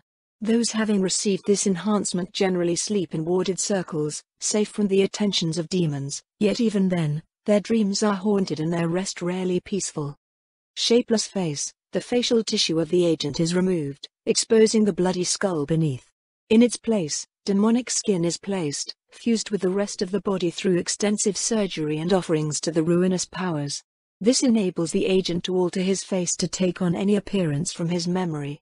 When not focusing, the traits of the agent dissolve into a blank, featureless face that causes horror in the heart of any who gaze upon it. Unseen nature. The skin of the subject and his very brain are injected with demonic ichor, granting him the ability to turn invisible or to erase his presence from the notice of other living beings, and even from mechanical recordings. However, when using this gift, the agent finds himself navigating a world of shadows and horrors, halfway between reality and the Empyrean. Over time, the power can also go out of control, forcing the subject into a twilight existence, forever separated from the rest of the universe. Foot of the Walker. This graft replaces the agent's lower legs with limbs taken from a Neverborn born of shadow and mist. Those who receive this graft can use short-range teleportation by moving from one blink spot, e.a. somewhere not currently observed directly by anyone, to another such place. While not using their power, the limbs merely appear to be clad in strange clothing, but darkness radiates from them when the agent calls upon their ability. Transfiguration. A weakling warp spirit is summoned from the sea of souls and bound within the subject. The demon is too weak to consume the soul of the subject, who gains some of the abilities of the true secondborn, which ones exactly depends on the nature of the spirit. While far weaker than possessed marines or demon hosts, those who have undergone the transfiguration are still very dangerous to normal humans. This enhancement is regarded as a divine elevation by the mortal slaves of the Warband, a way to unite with the great powers. Those who survive it are venerated and envied in equal measure. Hideous Revelation, developed by a former word-bearer, this enhancement is more sorcery than science. Those who undergo it gain the ability to send horrible visions of chaos ascendant into the minds of their victims, shattering their faith in the Golden Throne. Only the strongest-willed can resist, and the rest either lose their sanity or embrace the dark glory of the ruinous powers. When using this gift, the agent's face warps into a nightmarish image straight from the deepest parts of the Sea of Souls and must be close to the target's own face. Living Shadow, through sorcery and genetic reinforcements of the brain, the subject is bound to a Neverborn that resides in his shadow. Most of the time, the demon keeps up appearances, though careful observers might notice slight inconsistencies in the subject's projected shadow. It moves before or after its source, go against the light, etch. But when necessary, the subject can unleash the demon upon his enemies. The Neverborn takes the form of a twisted image of the subject himself made of pure blackness, and after tearing its victims apart and devouring their souls, return into its host's shadow. During the unleashing, the agent is completely defenseless, unable even to move as the demon uses him as a connection between the warp and reality. False Demon, the most dangerous procedure known to any of the Fleshmasters. This enhancement has only been granted a handful of times, under careful supervision by a circle of sorcerers of the Coven. Only a Singe Fleshmaster from the Word-Bearers Legion dared to attempt it. Made more of ritual and sorcery as it is of science, this procedure transforms the subject into an entity resembling the Neverborn that teem in the Sea of Souls, with the stated goal of ultimately creating a new statute of being for the human race so that they might reach the sacred union that the Dark Gods promised to Lorgar at the dawn of the heresy. The things created by the procedure, each of which is unique in aspect, born of the particular mind of the subject, appear to retain some trace of their former existence. But it is unclear if that is because they are truly evolved from their previous selves or if the procedure creates a new Neverborn that consumes the soul of the subject, gaining some of their memories. Regardless, these creatures are dimensionally unstable, prone to vanishing back into the warp if not stabilized by a stable influx of power, which can be gained by bloodshed and other acts that feed the warp. They are, however, exceptionally powerful, displaying about the same might as a once-bound demon host.